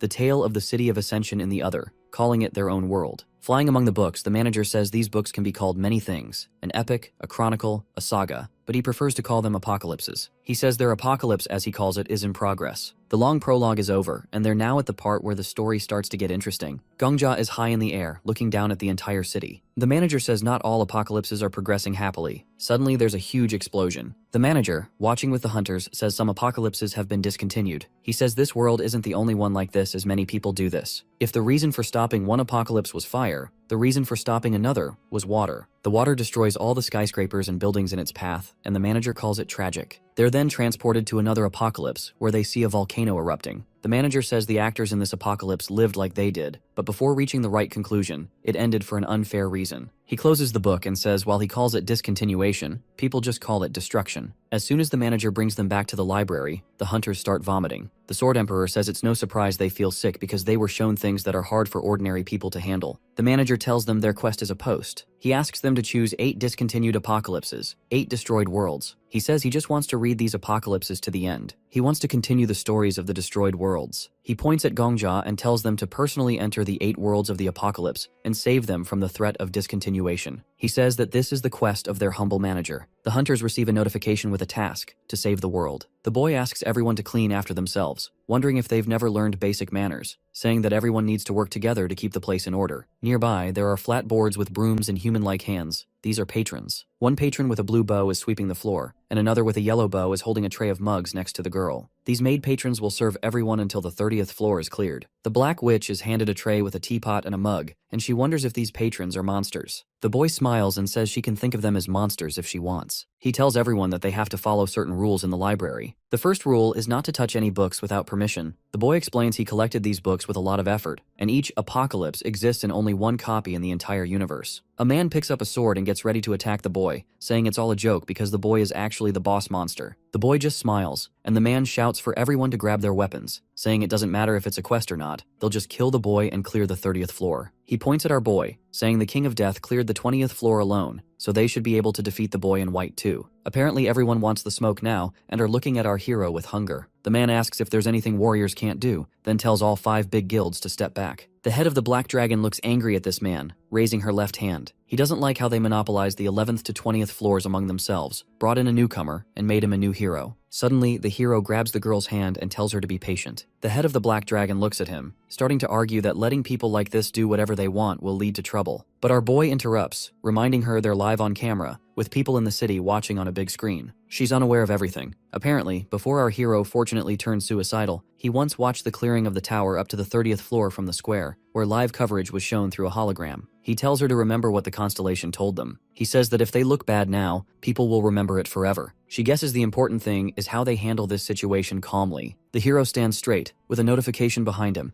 already working in the Great Library. A reward is given for clearing the 20th floor. Our boy looks at a pink table with hearts. The normal reward is the Blessing of the God of Beauty, which lets him see the interest levels of characters from the 20th to 30th floors. There's also a hidden reward, the Blessing of the Snake God, which lets him read the thoughts of those characters. The guy goes to the girl to test his new skill. She's got this pink character window showing her favorite genres, characters, and plots. Now the protagonist can know her thoughts and knows that she likes younger men like him and Prince Charmings. She looks at him, and our boy starts sweating from shock, while the Sword Emperor laughs until he cries. The Black Witch thinks something's wrong with him, but he says everything's fine. The Sword Emperor holds his head laughing, and Gongja gives him a dirty look. The spirit tells him he should find a horse and ride it now to be her Prince Charming. The protagonist immediately uses the skill on the Sword Emperor, and his face twists in disgust when he realizes that his favorite type is Mother. The hero stands there smiling, but the ghost hits him from behind, telling him to leave his head and delete the memory, or he'll kill him, even if he can't touch him. Our boy says the Sword Emperor should better stay obedient until the 30th floor and should keep his head down, or else he'll open his thought window again whenever he feels like it. A group of people stand with weapons raised, ready to start a boss fight, but someone says that's stupid. It's Sword Saint Aura farming again. He says that the boss could throw everyone into a destroyed world if he wanted. Still, they want to fight. The old man says if they're planning a group suicide, he won't stop them. The warriors lower their swords, but the black-haired man turns around again and shouts that the King of Death also cleared the 10th to 20th floors alone, and that monster bosses are all talk. He thinks all big guilds are con artists. The boss asks if they're done talking. The boy slams a book that glows blue, saying he hates cliches, so he'll finish things quickly. A black pillar rises under him with a purple light on top.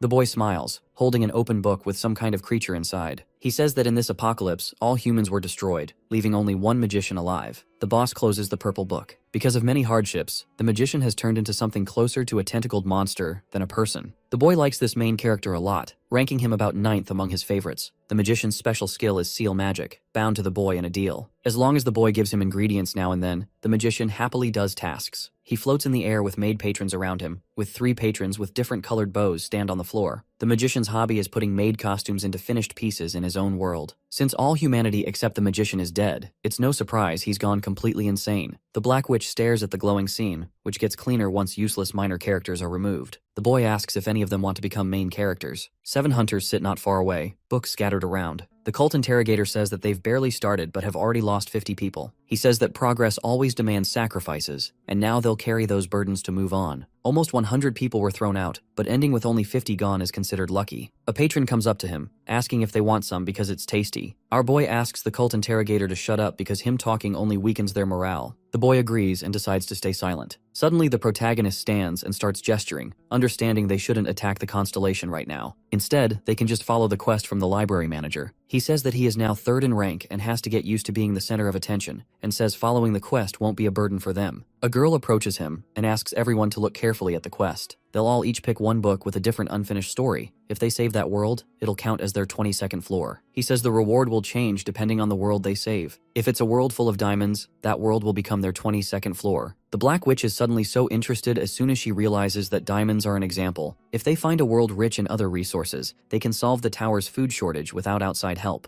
Our boy opens a blue book and someone yells for him to be careful. A man with an eye patch appears, surprised that nothing happens. The boy flies over the hunters, explaining that until he activates an apocalypse, the books are just ordinary. The boss has hidden the forbidden ones, which are dangerous even to touch. The protagonist looks at the group and points at the books, telling everyone to go read and choose books they can handle, ones that'll bring them benefits. Gongja opens the book, and a bright white light comes out of the pages. The book shows a young man kneeling in front of a girl in a school uniform, saying she is his other half. They hold hands as a blue comet hits a building, making the castle explode. The page shows their heads cut off, and the story just stops there. At the same time, Gongja stands, explaining that each book has a difficulty level, and they should choose carefully, but the hunters don't care. Some yawn, and others just look sad. Our boy realizes they aren't listening because he is talking too formally. The Sword Emperor tells Gongja that the hunters are acting this way because he is using respectful speech. Gongja sees that the higher-level hunters are too proud to listen, so he raises his voice and shouts at them to split into groups based on their reading experience. The ones who know novels go left, the ones who don't go right. The hunters start grouping by genre, but Gongja notices no one is into historical books. He hits the book and tells everyone to start reading. The apocalypses are divided by genre, and Gongja tells the hunters to decide which books are worth saving. The cult interrogator raises his hand and says he doesn't understand what makes a book bad. Gongja shows him a book where there's a picture of a girl and a guy in a destroyed city, labeled Surviving a Volcano with a survival romance tag. The story ends with a nuclear war killing everyone. The cult interrogator claps, not bothered by the sad ending. Gongja thinks about the Flame Emperor, who can handle volcanic areas but didn't care for anyone else but himself. Gongja holds a stack of books and tells the hunters to focus on whether saving the world is worth it,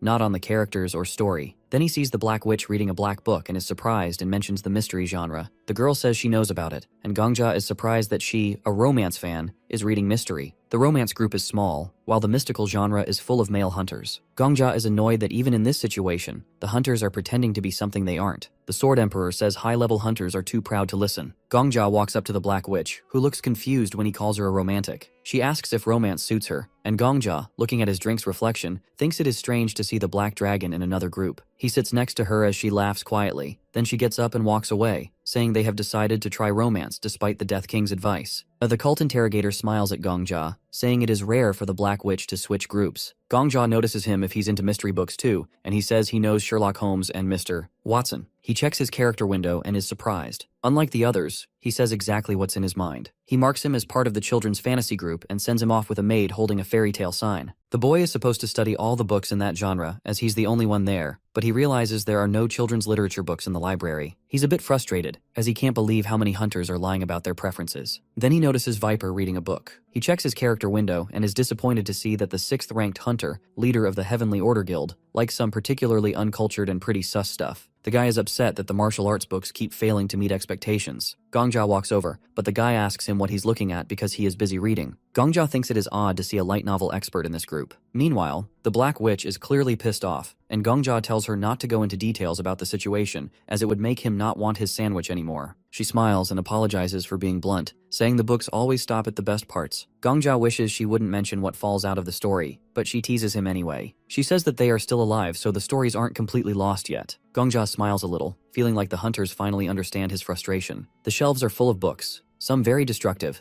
but they often end suddenly or unrealistically, leaving everyone kinda disappointed. Gongjia realizes the boy has given the hunters these incomplete books on purpose to show them the flaws. Suddenly, the alchemist chick calls Gongjia over. She has an alias now, the pharmacist, which impresses him. She says it comes from her inventions, which are helping save the world. Our boy praises her for climbing the ranks so fast, saying it is all her hard work, and the alchemy chick smiles and offers to help him if he needs it. All the groups are finally done reading, and Gongjia holds out his hand, asking each group to recommend their best works. The cult interrogator suggests a children's literature book, which surprises Gongjia since there are no other books in his group. He is interested in a book called Yours and My Sacrifice, a children's literature book with difficulty level A. Gongjia thinks jumping into this apocalypse, no matter how hard, is worth it. The Sword Saint recommends The Annals of the Heavenly Demon, a martial arts story with difficulty B. It's pretty easy and is about a heavenly demon who collects martial arts techniques. The old man says mastering those skills is the goal, and Gongjia realizes saving this world will give them access to a library full of powerful techniques. His mind is full of ideas. Sword Emperor jokes about how Gongjia's love for cheating his way out hasn't changed, and Gongjia ignores him, focusing on figuring out how to get through this new world. But with his current powers, it seems impossible. Then his sword starts glowing, like something big is about to happen. A yellow notification pops up saying the sister sword is nearby. Gongjia stands in front of a guy named the Sword Saint, who is reading a white book, the same one he has seen earlier. He realizes his sword's sister sword is closer than ever. The hero sits on the toilet next to the Sword Emperor, holding his sword. Before going to the world of martial arts, he decides to die once, but his sword, Shiny, doesn't get what he's planning. The Sword Emperor asks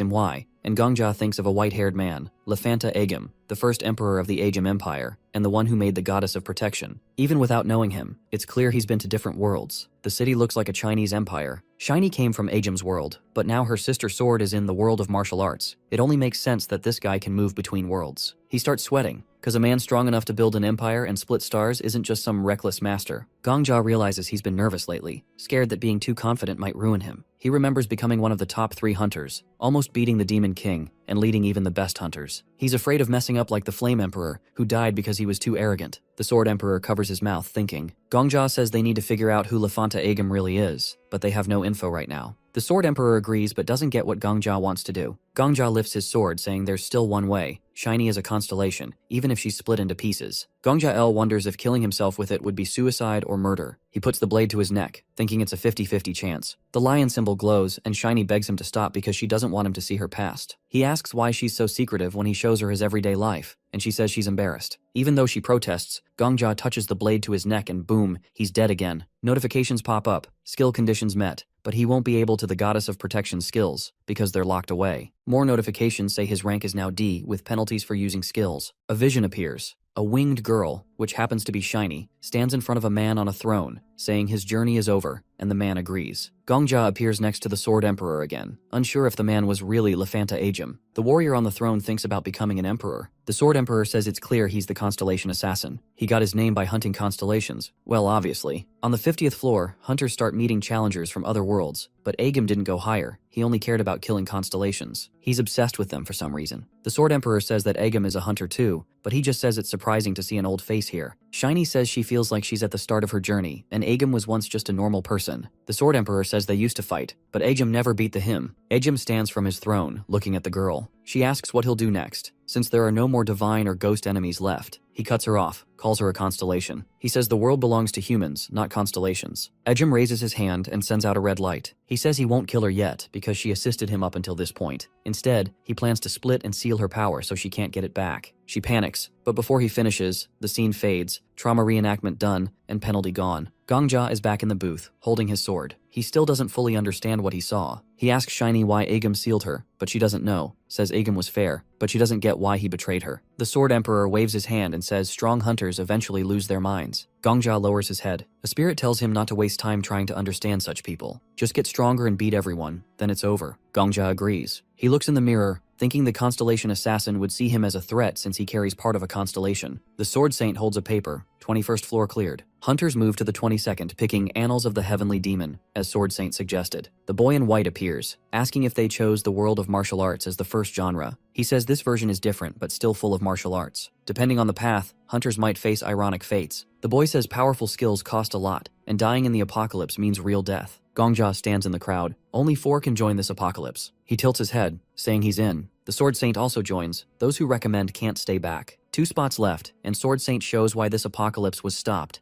A super infection wiped out the world. The disease killed the heavenly demon and others. So, a hunter who knows about diseases is needed. He calls out an old man with white hair, the king of medicine. Sword Emperor points, he knows this man. He runs the clinic which Sword Saint visits. The battle will rely on Sword Saint, with backup from Death King. If any disease hits, King of Medicine handles it. Gongja says that he wants to bring in someone as well. He points at the pharmacist who's in disbelief and asks if he means her. He confirms it, saying yes, that he needs her. The pharmacist protests. She just got her alias like a week ago and is weak. Gongja takes her hand, says she's the best alchemist he knows. She stares at him, speechless. Using his SSS-ranked skill of gaslighting, he reminds her she once promised to help. Holding her hand, he asks again. She nervously smiles, sweating. The hunters are surprised that all 4 spots are taken and can't figure out who the pharmacist girl is. The Sword Saint says he's met her before, but the pharmacist hides behind Gongja. The Sword Saint tells her not to be afraid because he and the King of Death have cleared up any misunderstandings. But he warns that they're going to a very dangerous place. The constellation reminds them that dying in the apocalypse means dying in real life. Gongja agrees and says she's the best pharmacist he knows. The protagonist looks at the Medicine King doubtfully, saying he makes good potions but isn't the best, especially compared to the pharmacist. The Sword Saint repeats Gongja's words, calling her the best pharmacist he knows. He starts thinking she must be special since the King of Death recommended her. The Sword Saint decides to let the 2 young men connect with the King of Medicine. Gongja is surprised because the Sword Saint usually insists on using his connections, but his arrogant attitude stays the same. Gongja thinks Sword Saint's Sword Emperor is judging the pharmacist by her looks, just like his Sword Emperor previously did. The Medicine King frowns, unhappy that Gongja called the alchemist chick the best he knows. He calls Gongja a scoundrel and says it's funny how he acts like he's climbed a mountain after just getting over a small bump.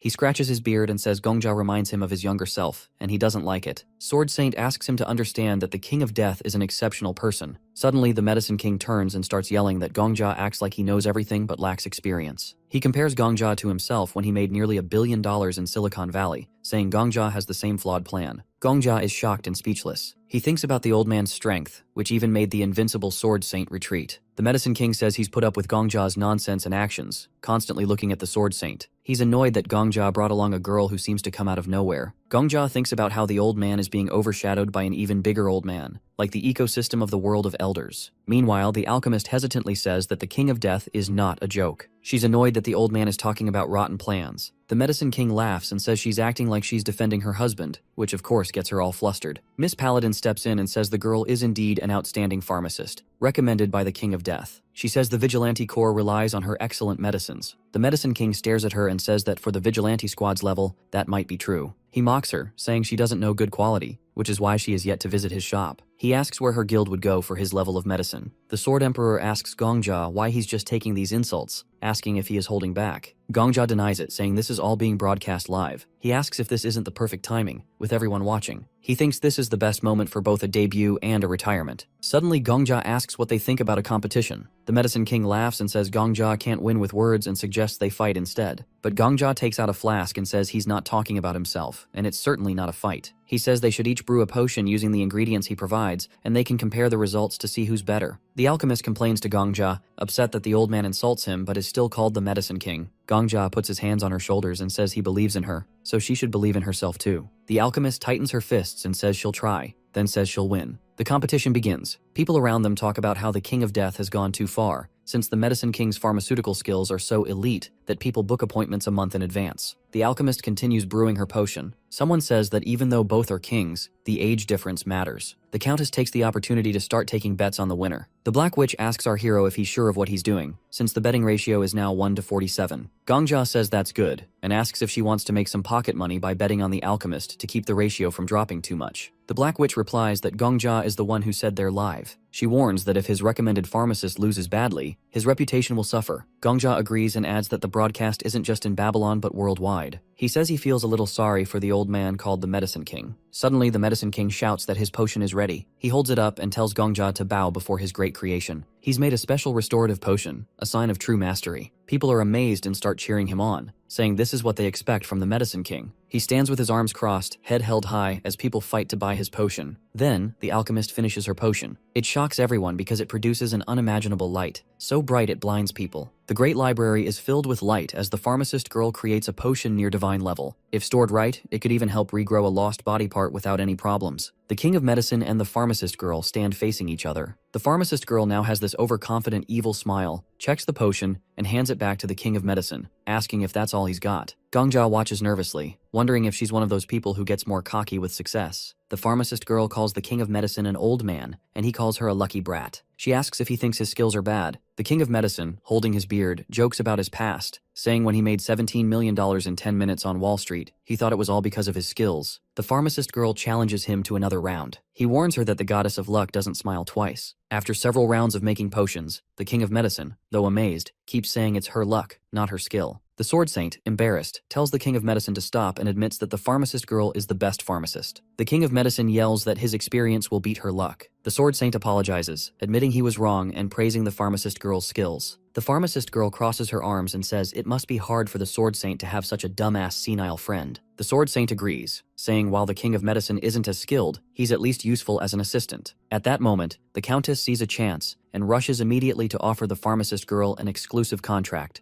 promising the best terms. The pharmacist girl, overwhelmed by the attention, says anyone who wants to make a deal with her must first talk to the King of Death. Miss Paladin, who already has agreements with her, is the only exception. The Countess isn't happy, but Miss Paladin and Gongja smile behind her. Gongja gives a thumbs up, suggesting they talk about it after finishing the Annals of the Heavenly Demon. The library manager confirms that the team has been chosen. He repeats that if they die in the apocalypse, they die in real life. The only way out is to avoid stopping the release and bring everything to a proper ending. Gongja asks what a proper ending means. The manager explains there are many possibilities, but they can either stop the disease and save Wolson Bu, or use the disease to capture Wolson Bu. Gongja agrees and asks to be sent to the Heavenly Demon Chronicle. The manager interrupts, asking if Viper, the head of the gate, will join them. Viper stands quietly, arms crossed. Everyone expects him to join, but he reluctantly agrees, questioning why his students want to send him there. He says while Maham is the homeland of his soul, it lacks basic comforts, which annoys him. Still, he won't go without complaining. The sword saint apologizes, saying the head of the guild should lead. Viper is tense but agrees to go, though he's not happy about it. Miss Paladin tries to reason with the sword saint, explaining he's already helped clear floors with the King of Death and the Black Witch, and starting the 22nd floor would be unfair. Viper's disciples are thrilled, and Miss Paladin says the head of the guild should take the lead, while the sword saint, a loner, doesn't have the same reputation to worry about. The sword saint straightens his tie and thinks about the situation. He says he doesn't care about the reputation of the 5 guilds, but thinks it's worth considering his conscience. He agrees to let Viper take over, though Viper, despite being satisfied, stays annoyed. The cult interrogator, impressed by Miss Paladin's ability to persuade the sword saint, suggests the sword saint should hug her, but the sword saint says no. Meanwhile, the Black Witch notices that everyone seems to be growing. The King of Medicine, tired of waiting, complains about the delays and reminds everyone he's still the best pharmacist, even after losing. The pharmacist girl confidently says she'll always be better than him, a fact as solid as Galileo's heliocentric theory. Viper, though reluctant, promises the civilians have nothing to fear because he'll handle the battles, but his thoughts show he doesn't want to go. The library manager opens the book and announces Viper, the King of Medicine, and the pharmacist girl as the new main characters of the Heavenly Demon Chronicles. He hands them the book, saying once they open their eyes, they'll be in a world 10 days before the Heavenly Demon Chronicle faces a tragic end. The manager says he expects them to create an excellent ending. In the world of martial arts, the martial arts genre is already losing its charm in Gongja's time. He can see it in the way the world looks. The visuals feel old, the energy is flat, and the seriousness that once made the genre great has turned into a joke. It's a world that used to thrive, but is now, it's just weird and ignored. To our suicidal boy here, it feels like a forgotten genre, now kinda buried under newer, rather cold trends. Still, he finds it interesting. It's not just a scene, it's a piece of a once great world. As they enter, heavy snow falls around them. The blizzard is thick and hard to see through. Gongja immediately releases his aura and tells the others to do the same. The cold isn't normal, it's dangerous. The pharmacist girl admits she hasn't learned how to handle this kind of environment. The medicine king groans, saying he's about to freeze to death. Gongja turns to Viper and asks him to carry the medicine king. Viper silently agrees and lifts him onto his back. Gongja reaches out to the pharmacist girl and tells her to follow. She hesitates, but he insists and asks her to trust him. She gives him her hand and blushes, saying it's embarrassing.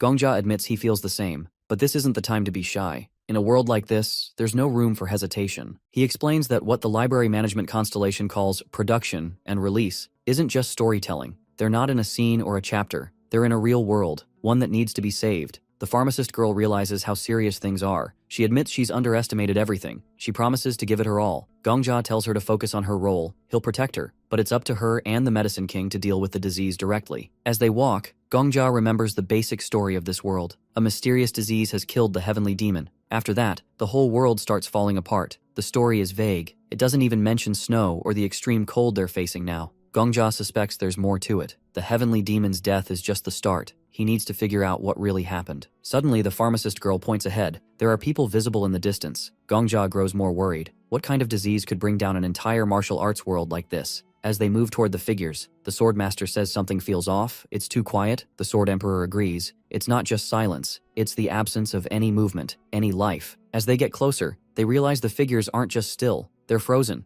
not by cold, but by something else. They stand as if caught mid-motion, stuck in place. The Medicine King is surprised. He asks why they're standing instead of lying down, as sick people usually would. The pharmacist girl checks one of the bodies. She removes a piece of glove and uses her diagnosis skill to check his condition. The man has died 2 years and 3 months ago. The cause of death: infection. But the disease is unknown, something not in the mobile hospital's records. The Medicine King says that it really doesn't make sense. No one froze to death, and no one seems to have died naturally. He says that if it were a normal infection, the bodies would be lying down. Instead, they're upright, mid-action, as if frozen at the moment of death. The pharmacist girl suggests someone has placed them like this on purpose. The timeline of deaths is inconsistent. Some died 2 years ago, others 3. Someone has dragged the bodies here and arranged them. Gongja opens the character window of one of the corpses. The screen shows the status of a dead person. He stares at it, and the only thing in its mind is light. He's wondering if this is some kind of monument. Maybe the light in the character window is the last thought the zombie dude had when it was alive. But why are they placed like this? As if in formation, Viper says they look like terracotta soldiers. Before they could think more, they hear some voices through the snow. A man and a woman are arguing nearby. The man shouts that he'll end the reign of the demonic path. The woman laughs and mocks him. A black-haired girl in dark clothes stands her ground. She says the demonic path will rule the celestial world as long as she lives. She turns to the man, Wolson Bu, and tells him his faction is finished. Wolson Bu refuses to back down. He claims the demonic cult is already destroyed, that he's killed their elders himself. He boasts of having 500 masters with him. She tells him to stop lying. Gongja whispers to the others to move closer and watch. The girl mocks Wolson Bu for sending his clan leaders on endless, secret missions. He replies angrily, blaming her for ruining the world under her leadership. She fires back, calling him worse than any demon. Their argument escalates until they stand face to face, each holding a simple wooden stick. The girl asks where Wolson Bu's famous jade axe is. He asks where her demonic sword has gone. She says her wooden stick is a new weapon she's made herself, the demonic heavenly blade. He mocks the name, calling it pretentious. She replies that it's just a rod. He laughs and calls it a demonic wooden whip. They argue over names while standing in the middle of a battlefield. Suddenly, it begins snowing again. The weather has changed without warning. Wolson Bu asks her why she said it would be clear. He says that even a street fortune teller is more reliable. She shouts at him to stop talking and get ready to fight. From the bushes, the heroes watch in confusion. The pharmacist girl asks why the two are acting like this, and our boy has no answer. Then someone appears right behind the heroes. The pharmacist girl gets scared and they all turn around at once. Something has arrived, something worse than they'd expected, so they all run away. This is a world where martial arts rules everything.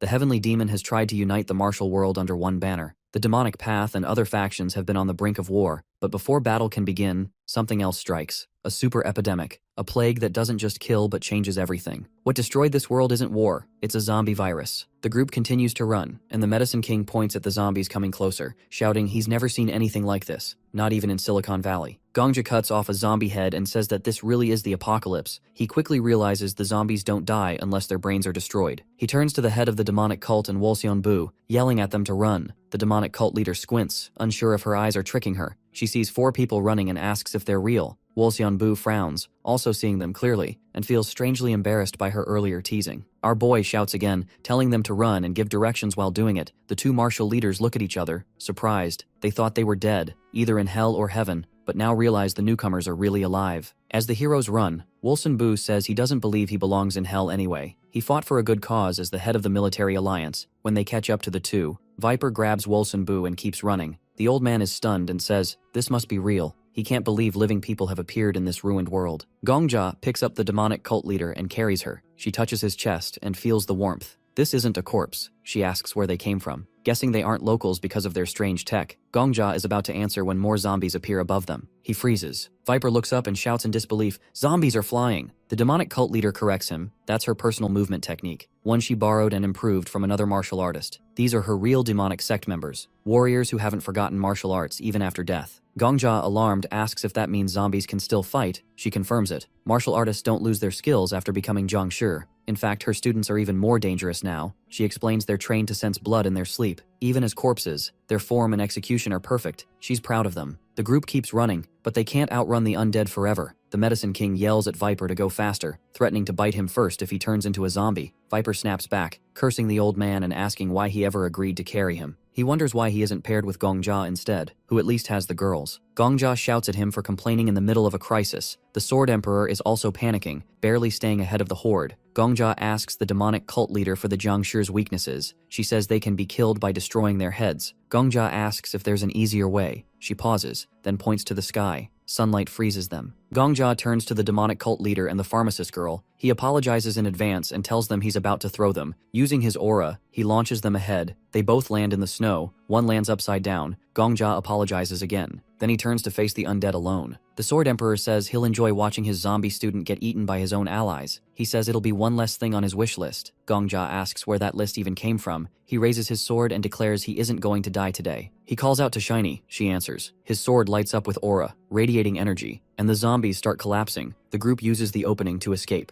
The Medicine King looks around, surprised he survived. He says he'd never have entered the tower if not for the Sword Saint's request. Gongjia, holding his sword high, asks if everyone is safe. The pharmacist girl says her face stings from the impact, but she's fine. Viper drops the Medicine King and says he's done carrying old men. Gongjia turns to the Heavenly Order Guild leader and asks him to protect the others while he handles the zombies. Viper asks what Gongjia plans to do. Gongjia points his sword at the horde. He's going to finish them. But the demonic cult leader steps in. She thanks him for saving her, but says she'll have to stop him if he plans to harm the Zhangshi. And Gongjia asks why. He thinks there might be a curse tied to killing them, maybe something that would pass to him. But she says that's not the reason. They're her subordinates, her students, her sect members. She explains the Great War to wipe out Wolsun Bu's faction is almost over. Every warrior matters. The demonic sect has already lost too many. She can't afford to kill more of her own. Gongjia stands silently, thinking. The world of the Heavenly Demon Chronicles is already falling apart. Where do they still find the strength to fight? He remembers the library manager's words. When they woke, they'd be in the Heavenly Demon Chronicle world, 10 days before its fall. The manager hoped for an amazing ending. That means only 10 days are left. The demonic cult leader says she and Wolsun Bu swore an oath on their honor. Wolsun Bu introduces himself as the leader of the military alliance. The demonic cult leader announces today is the 989th day since her subordinates became Zhangshi. But they can still use their martial arts, she says, since they're still part of her sect. She can't just kill them. She adds if they have to kill anyone, they should target monks instead. Wolsun Bu explodes. He shouts it took him years to gather the elite warriors of his clan. He reminds her of their promise, to settle the war between the two of them without using Zhangshi. The two glare at each other, shouting again. Gongjia stands there, dumbfounded. Even now, with the world on the edge of destruction, they want to keep fighting. The demonic cult leader turns to Gongjia and says he's wrong. The world didn't end because of the war, it ended while they were still fighting. She points at Wolsun Bu and says she won't stop until she defeats him. The end of the world isn't a reason to abandon the battle they started. She says she still has 500 warriors, the Zhangshi, and she plans to lead them to finish what they began. Wolsun Bu shouts back that the warriors of the military alliance will stand with him until the end, and they're finally going to end this war that has lasted for 989 days. The woman in the black dress points her wooden sword at the old man and says she can send him to his grave using only the demonic heavenly blade. Wolsun Bu grabs a stick and says he is ready to fight, eager to see who will come out on top in the path of martial arts. They shout at each other, then start swinging their sticks, clashing back and forth while yelling nonsense. Suddenly, their sticks snap. Wolsun Bu grabs her by the hair, and she grabs his beard in return. Gongjia watches in horror, wondering what he is even seeing. Wolsun Bu tries to aim for her eyes, but she blocks it easily. The Sword Emperor watches their fight and says their technique and breathing are perfect. Even in his own world, they would be considered elite masters. Gongjia asks if he is serious. The Sword Emperor says yes, he can see it clearly. The eye strike is from a technique called the Divine Dragon Catching the Dragon Sphere. The movement covering their faces matches a form called the Descended Buddha, a move used to hide a monk's face before a final blow. Gongjia asks why such skilled fighters look so ridiculous. The Sword Emperor says that is what confuses him. Their will and chi are strong, but their movements lack energy. He thinks they might be low on chi and aura, but even a damaged Danjun wouldn't make their movements so sloppy. Viper agrees, and adds that their attacks still follow martial principles. The old man's stance is like the earth-cleaving lord's, and the woman's hand technique is like a quiet floating dragon. The Sword Emperor confirms it and teases Gongjia, saying even Viper has a sharper eye than him. Gongjia opens Viper's character window. He is using his analysis skill as an unrivaled warrior. Gongjia sees the breakdown. Wolsun Bu is trying to use the Jade Dog guarding the palace of the Demon King, but the woman keeps disrupting him with her counterattacks. She, on the other hand, is modeled after a legendary dragon warrior. Watching it all, Gongjia feels secondhand embarrassment. Viper says it looks like a game but asks the pharmacist what separates true masters from beginners, if everyone can see their forms. Still, Viper is impressed. He feels like he is learning martial insights just by watching. Gongjia closes the window and says, "So this is how Viper sees martial arts." The Sword Emperor agrees. Then the Medicine King shouts that he is freezing to death and demands the two stop fighting. He curses at them and asks how long they plan to keep this up. Wolsun Bu says it is rude to treat guests this way and offers to lead them to his cave. Eventually the sun rises. The heroes walk ahead while Wolsun Bu and the demonic cult leader follow behind, tired and out of breath. Gongjia turns and offers to carry her. She admits she can't control her breathing technique today. Gongjia steps forward, but Viper says this isn't appropriate. In the end, Gongjia carries Wolsun Bu, and Viper carries the demonic cult leader. As they walk, Wolsun Bu says body warmth is the best heater on a cold day. The Sword Emperor says that he is a complete eccentric. They finally reach Wolsun Bu's cave. Inside, the pharmacist is excited. There is a hot spring. The demonic cult leader says she found this place long ago, but didn't expect guests from another world to end up here. She tells the group to bathe while she and Wolsun Bu look for food. He asks if there is anything besides roots and fruit. She reminds him that's why they are going out to search. As they walk off, still arguing, Gongjia and the pharmacist look at each other. The pharmacist says it is strange. These two were trying to kill each other moments ago. The Medicine King says it is natural after 3 years of fighting. They probably know each other better than most couples. The Medicine King says the cave is warm and cozy, though he still feels gross from holding Viper's hand so long. He tells Viper he can let go now. Viper says he doesn't understand why the Sword Saint would be friends with someone like the Medicine King. The old man snaps back, saying he allowed the Sword Saint into his circle, not the other way around. Soon, Wolsun Bu and the demonic cult leader return with grain balls. Wolsun Bu explains they usually hunt, but no animals are left. Gongjia thanks them anyway. They taste the food and are shocked. The pharmacist asks if people can survive on just this. The demonic cult leader says, more or less. When asked how long they've lived like this, she looks at the stone wall marked with tally lines and says 2 years. The pharmacist is skeptical. Grain balls alone can't provide enough nutrients. The demonic cult leader says she doesn't know what nutrients are, but they get by. Suddenly, the Medicine King loses it. He shouts that he can't take it anymore. He uses his skill and real food appears. He says it's no wonder they can barely walk. They are starving. He starts cooking right away, pouring water into a pan, adding ingredients, and preparing a full meal. He says it isn't fancy, but it's enough. Wolsun Bu says they are old, but the Medicine King replies that old age is even more reason to eat well. Gongjia tastes the food and is stunned. It's better than anything he's eaten, even with lottery money. He thinks, this is what makes life worth living. The pharmacist says the food is amazing. The demonic cult leader asks if the Medicine King is secretly a royal chef. Wolsun Bu says he's tasted a lot as the head of the military alliance, but never anything this good. The Medicine King proudly says he earned 3 Michelin stars after age 50. He adds that if they'd had a proper stove, their stomachs might have exploded. The Viper asks how a man like him ended up in Babylon.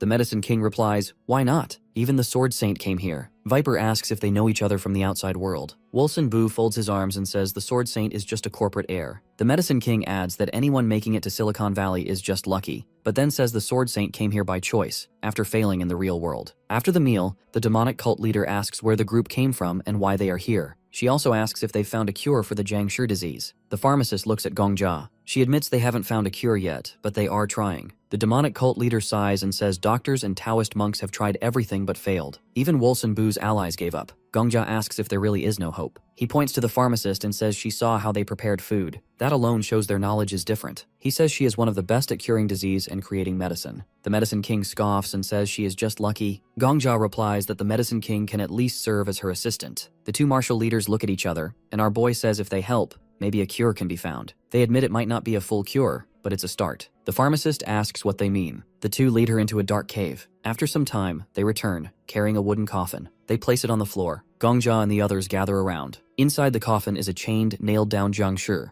a very horrifying sight indeed. Gongjia asks what it is. The head of the demonic cult says it's the head of the Wudang sect. She leans toward the coffin and says he gave his body to them after the Jiangshi bite so they could study it, but the only thing they found was to press the acupuncture points of the qi energy. She removes one nail from his throat. Suddenly he screams horribly. The pharmacist girl gets scared and falls back. The head of the demonic cult puts the nail back in place. She says pressing the chi point between the brain and spinal cord helps put a jiangshi to sleep, but it's not a cure, just a temporary fix. She says, a person bitten by a jiangshi gets infected with corrupted energy through the vessels and chi points. She closes the coffin lid and says no matter how much a person meditates, they can't fight it. Whether it's a cultist with demonic chi or a monk with righteous chi, nothing helps against a jiangshi bite. While Wilson Bu stands quietly, looking away, the head of the demonic cult says the body feels like it's on fire, as if the person is burning, and soon they turn into a jiangshi. She also says the Shane monk lasted the longest. He stayed sane for a year after his hand was bitten. But that's 1 in a million. Even the best martial artists can't last more than 2 weeks. She asks if the strangers are sure they can find a cure. But the medicine king and pharmacist lady look tense. The head of the demonic cult stands up and says,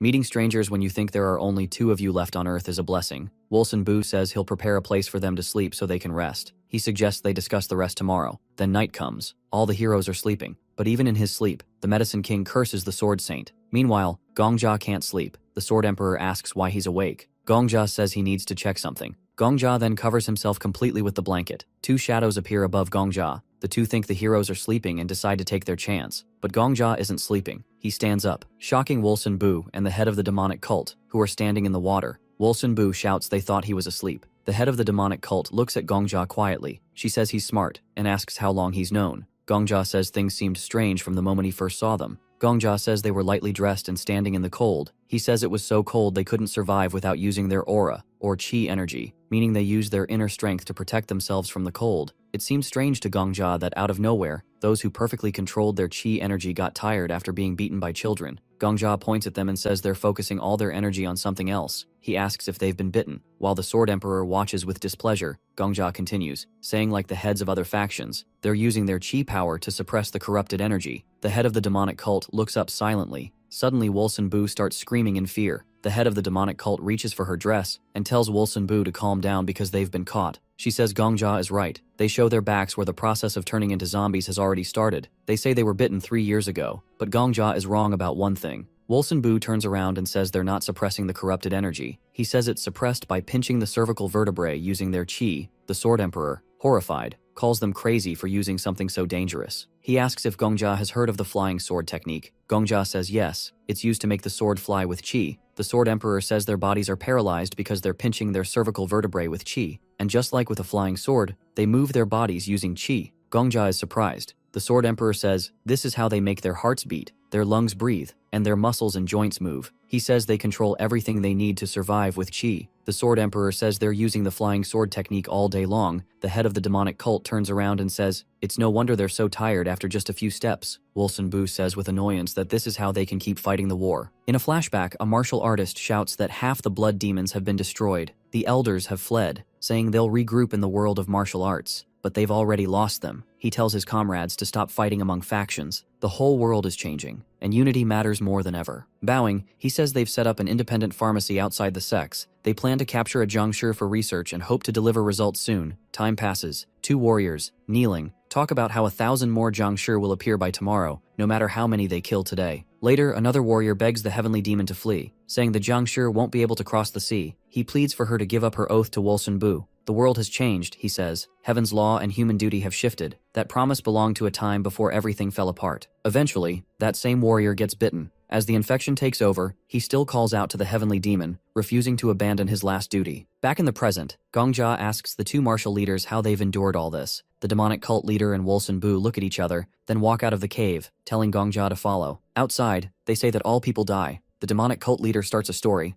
There was once a master, invulnerable, immune to all poisons. His body as hard as stone. No weapon could pierce him. No poison could kill him. In every way, he was nearly indestructible. Then she asks how he died, and our hero asks her to explain. She smiles and says he was killed by a succubus. She says pleasure, the unity of yin and yang, isn't a poison or a sword, but something more dangerous. The succubus was clever. She didn't overwhelm him with pleasure from the start. She waited, slowly, gently. She lured him in. In the end, the master was consumed by it. During their final moments together, he didn't even feel the pain. The succubus's whip felt like bliss. Everything brought him joy. At the final moment, she wrapped her hands around his throat and strangled him. His face, even in death, was smiling. Invulnerability meant nothing when happiness itself became the weapon. The demonic cult leader turns back to Gongjia and says that that's the lesson. Wolsunbu suddenly shouts that this isn't just a story, it happened. They approach a group of frozen Jiangshi. The demonic cult leader explains the man was once a respected martial master, raised in luxury, but sent to his death by seduction. She says young martial artists misunderstand the path. They think mastery is about immortality or invincibility, but it's not. Even someone immune to poison or swords can die in another way. Dragging a zombie by the arm, she says, martial artists don't just choose techniques. They choose what kind of warrior they want to be, and what kind of death they'll accept. Everyone dies. The only choice is how. She doesn't want a death like this, not by Jiangshi. Wolsunbu, dragging zombies too, doesn't argue. The demonic cult leader goes on. Death by poison is acceptable. Death in battle, fine. Even being betrayed by a comrade is tolerable. But not this. Not eaten alive by soulless corpses. That's unworthy. Gongjia silently watches them. He remembers the pharmacist girl's earlier words. The cause of death is the same, but the dates are different. The two martial leaders stand facing each other again. The demonic cult leader says few have lasted this long. The moon the night before stopped a Jiangshi, dim light, but enough to slow death. Gongjia realizes this is their great war. A war not just for survival, but for control over how their story will end. Wolsunbu shouts that his faction will never fall to the Jiangshi. The demonic cult leader yells that her sect will never be brought down by corpses. He says if his faction dies, it will be by her sword alone. She responds if the demonic sect vanishes, it will be by his. Gongjia thinks that even if all the great schools disappear, even if martial arts scrolls turn to dust, the spirit of martial arts is still alive in this standoff. The two bow to each other in respect, and Gongjia says there are billions in this world, but all have died, except them. And if even one person can choose their end, then the collapse of this world won't be due to disease, but choice. Years pass and only two remain. The heavenly demon says they fought all this time to decide how the world should end. Wolsunbu enters their 99th duel. She asks if they'll fight until surrender or death. He chooses death. They clash again, and our boy watches. Their movements are slow, childish even, but they keep fighting. Gongjia says that this can't go on. He calls it absurd, meaningless. The two fighters rise again and continue. Sword Emperor says, while it might seem noble, what can Gongjia do? Kill them both. He says maybe that would be a fitting end, a gift even. But Gongjia disagrees. These two aren't asking to be saved. They simply want to die by someone's hand, not a zombie's. Gongjia stands and says he'll end this world his own way. Later, the heavenly demon tells Wolsunbu it's dark already. They return to the cave. She promises she'll beat him tomorrow. Viper asks where they've been. The pharmacist girl tells Gongjia they've been dealing with infected ones. Gongjia asks if there's any progress. The medicine king answers flatly, none yet. The heavenly demon sighs and goes to rest. Gongjia turns to the pharmacist girl and asks how long a cure will take. She removes her glasses, hesitates, and says at least 120 days, maybe more. The medicine king says it could take 300. They lack equipment, proper conditions, and time. There are no guarantees. Gongjia thinks of the library manager's warning. Only 10 days remain before this world's story ends. A cure can't be made in time. But Gongjia draws his sword and says it's enough. He smiles and tells them to keep researching. He'll take care of the time issue. He reminds them of their promise when they first entered this world. If they fail, they'll stay here forever. The pharmacist chick promises to repay him. Gongjia extends his hand. She shakes it and promises the problem will be solved.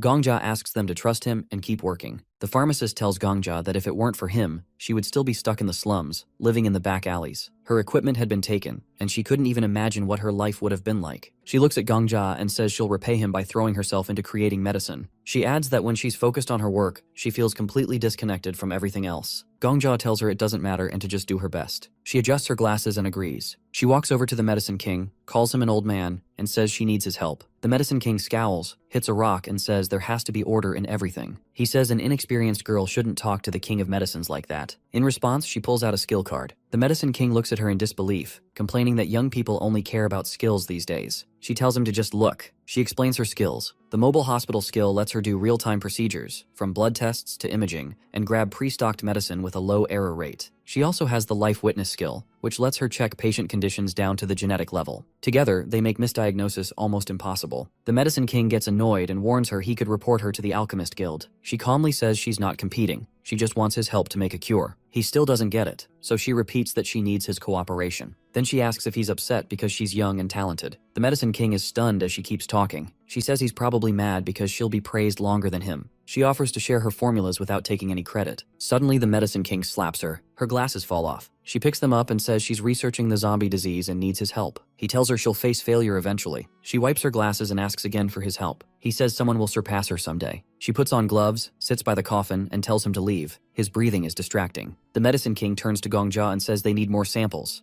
A child, a youth, an old person, different genders. Gongjia makes a mark on the wall. The Medicine King also tells them to gather medicinal ingredients. Time passes, and the team collects samples. Days go by, and the Heavenly Demon and Wolsun Bu keep fighting. The others bring specimens back to the cave. The Pharmacist and the Medicine King keep working, even while the others sleep. A week passes since the fall. A snowstorm hits, and the Heavenly Demon says they can't leave today. She warms her hands by a candle, saying days like this aren't rare. It had been unusually sunny before. She remembers a storm that lasted 30 days, during which they couldn't go outside, and the Jiangshi kept moving. Gongjia says that without sunlight, the Jiangshi will wander further. The Heavenly Demon agrees, noting her sect once had 1,000 people. Wolsun Bu's faction had similar numbers, but people disappeared as the Gangshi spread. Staring at the fire, Gongjia says the worst part is waking up and realizing the Jiangshi from yesterday are gone. The Heavenly Demon asks if he really thinks she can feel fear. He says yes. She says in another life, she'd have taken his head for that. She calls him a child of the Outer Lands and says he should be glad the world has ended. Gongjia says even their chi has limits. Chi powers everything, movement, breath, strength, and it will run out eventually. He asks when that day will come. The Heavenly Demon smiles faintly and says he's smart. Then she says it's unfortunate that he is. Gongjia thinks the end of the Heavenly Demon Chronicle is simple. It comes when the chi ends. The Heavenly Demon confirms this. When it happens, the body will rot, with only the heart, lungs, and upper danjian preserved. The rest will decay. She says they already know it. The monk lasted a year. He died sitting in lotus position. Only his face remained untouched. The Heavenly Demon admits she fears that moment. She fears losing chi, fears being powerless, fears her subordinates fading away. She fears not killing Wolsun Bu or him not killing her. She fears a silent, unfinished end. One night, they're both sleeping. The old man turns toward her, and she turns too. He says he's sorry, but he can't move anymore. Tears fill his eyes immediately. The Heavenly Demon says she's scared. The old man, lying with his back to her, repeats that he's sorry. The Heavenly Demon looks up, really troubled by the idea of dying without meaning. The thought of fading away quietly, while others disappear after their last fights, bothers her a lot. Nearby, the pharmacist girl checks Wolsun Bu's lungs. After taking off her stethoscope, she quietly admits what everyone already knows. His condition is too far gone to fix. The Heavenly Demon walks over to Wolsun Bu and tells him to get up, but Wolsun Bu keeps his eyes closed and just says he's sorry. She gets frustrated as she didn't come here to hear apologies or watch him give up. She reminds him of the promise they made, his vow to challenge the celestial demonic world and raise the banner of the righteous faith at its highest point. Everything they planned, every alliance they built between the 9 great schools and the 5 noble clans, all of it will mean nothing if he lets himself die in a bed. As she gets angrier, a dark aura starts to form around her. She yells again for him to get up and take his weapon. Gongjia and the pharmacist are both surprised and silent. The Heavenly Demon insists he doesn't even need his axe. She'll be happy if he just fights her with nothing but defiance. But the old man only lowers his head and apologizes again, his voice very empty and tired. Despite her rage, he doesn't move. He admits he's weak, saying every breath hurts and his energy is completely gone. Even his physical strength has faded beyond recovery. He says she might live another year,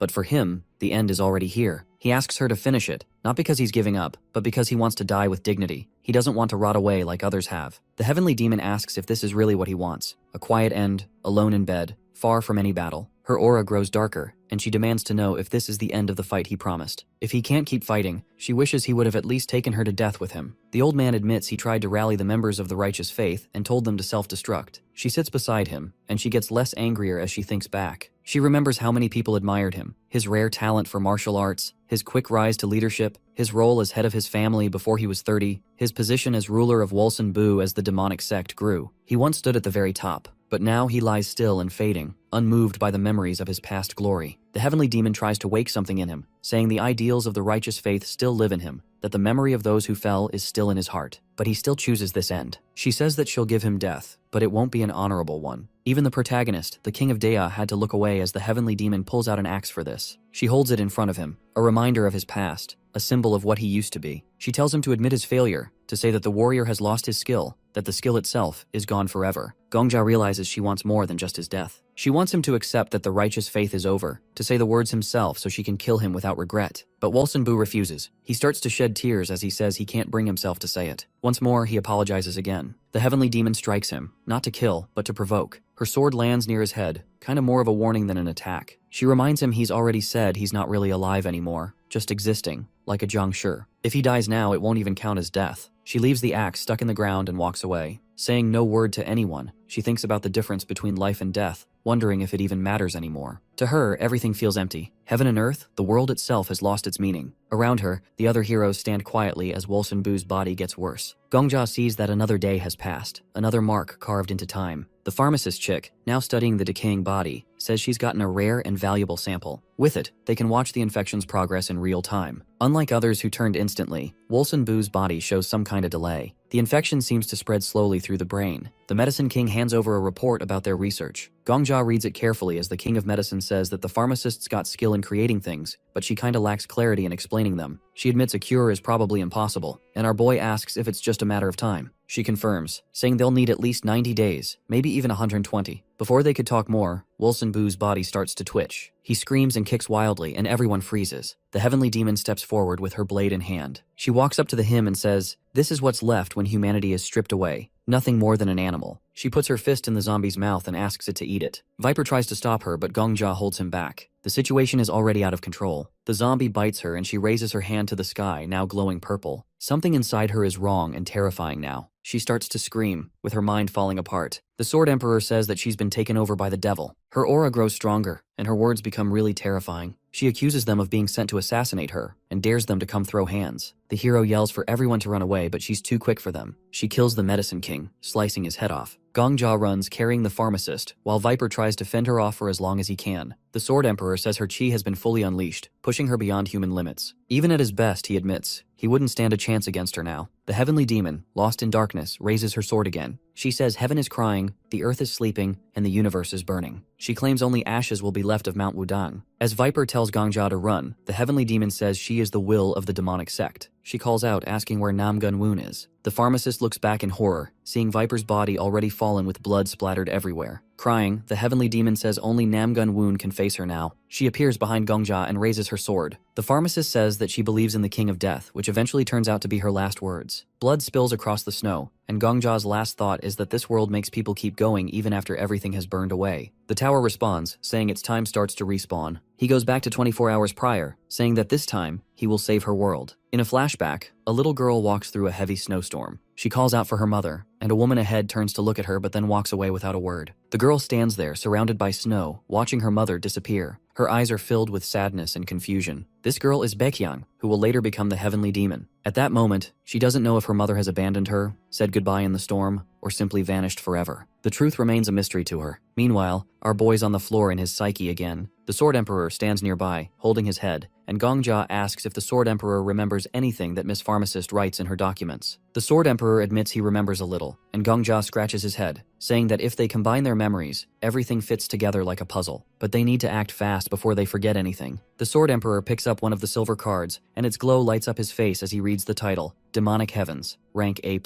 Gongja sees that it is the same demonic technique they have just witnessed from the heavenly demon. The Sword Emperor explains that whether it is martial arts or something else, every technique depends on how one chooses to deal with the world. If Gongja approaches the world with acceptance, he aligns with the orthodox faction. But if he wants to strike the world like a storm, he belongs to the demonic sect. To demonstrate, the Sword Emperor punches the air and wind swirls around Gongja. He explains that the name of the move doesn't matter, what matters is how one makes it their own. But then the Sword Emperor demonstrates the demonic arts, and the mood all changes. Shadows rise around him as he speaks of anger, pain, and grief. You're meant to feel these to fully harness the demonic arts. He remembers being held down by bandits, his younger sister taken away by the magistrate, and digging her grave in the frozen ground with his bare hands. His nails are torn, his hands bloodied, but he keeps digging until he can bury her. The shadows of his pain and rage are so much behind him, and the hero stands there, sweating, imagining claws that can tear the world apart. The Sword Emperor warns Gongja that learning demonic arts will drain him completely, like a squeezed lemon. He insists that Gongja is being fooled by illusions, and that demonic arts are worthless compared to proper martial arts. But Gongja remains calm, and repeats his decision to learn the skill. The Sword Emperor is surprised, thinking that our boy has been kinda swayed by the heavenly demon's power because of how cool it looked just now. He can't understand why Gongja would choose such a path. The protagonist makes fun of his ghost friend and says that he's just jealous that he wants to learn martial arts from someone else and not him, which pisses him off. He admits that the Sword Emperor is the best the world has ever seen, but he wants to learn the demonic arts to clear this food perfectly. Even if they create a cure, only 2 people can be saved. The others have been dead for over 2 years and won't survive, even with treatment. Gongja raises his hand, asking what the real ending will be. Will Lord Wolson Boo and the heavenly demon become like Adam and Eve? The Sword Emperor rubs his chin, finding even the idea of the 2 of them being head over heels for each other disgusting. Gongja picks up the skill card, saying that he wants to give Wolson Boo and the heavenly demon an ending they can be happy with. The skill is copied, but a penalty is applied, and he is now a rank D. He has to endure the same trauma the heavenly demon has faced, though the penalty level is medium. He is then sent to the Hungry Ghost realm, Back to the past, they're walking through the thick blizzard again. The old man and the viper walk through the snowstorm, shivering from the cold. The pharmacist smiles at Gongja, thanking him, and Gongja asks Viper to care for the medicine king. Miss Pharmacist points ahead again to spot the shadow she can see. Gongja points out the dirt in one of the frozen zombie man's teeth, bits of meat, as if he has been biting someone. The pharmacist girl summons a screen, revealing that the DNA from the body doesn't match the flesh in its mouth. The man dies 3 years ago, but the flesh is from someone who dies 2 years ago. The pharmacist chick says that despite the corpse dying like 3 years ago, it has been moving for a while now. The old man shivers, saying that he hates all these monsters from horror movies. He can't understand how Gongja remains so calm. The pharmacist and medicine king turn, noting that progress is faster than before, and Gongja tells them he has an amazing skill. He remembers when he and the Sword Emperor sit together, discussing the second page of the research. It contains the results of cell experiments, and Gongja's skill analysis matches it perfectly. The pharmacist lady is impressed by the research method, saying it's without flaws and she can't criticize it. Our boy smiles, proud of how she is asserting herself now with more confidence. The old man pats his head, relieved that the research time is shorter, and says that it seems the research time won't be as long as he thinks, though for now he wants to stay away from zombies. The old man spots the two fighters again, arguing. They decide to stop the demonic rain. The girl smiles, remembering sitting in a cave with a candle, once terrified. Even heaven trembles. The demonic angel declares that the demonic path will survive as long as she lives. She tells Wolsenbu to say goodbye to the Wolsenbu faction. The girl believes she is the best. Gongja stares at her like she is the strongest woman in the world. The heavenly demon turns to him, and he kneels before her, declaring that he has come after hearing of her greatness. He admires her and asks her to accept him as her student. In another flashback, little Baekyang lies in the snow. Her face looks sad and pale. She feels cold, and the sky above her is covered in gray clouds. Snowflakes keep falling quietly, and everything is silent. There's no smell in the air, no movement, and no one else around. A white patch forms on her stomach. She feels like her insides are frozen. The cold is deep and sharp. Suddenly, a blue light bursts from the sky. The clouds open slightly, and an old man with a crutch appears between them. Rays of light fall on the girl's face, along with his shadow. The old man looks surprised. A snowstorm has been raging for 9 days in this area, and the snow is nearly 1.5 meters deep.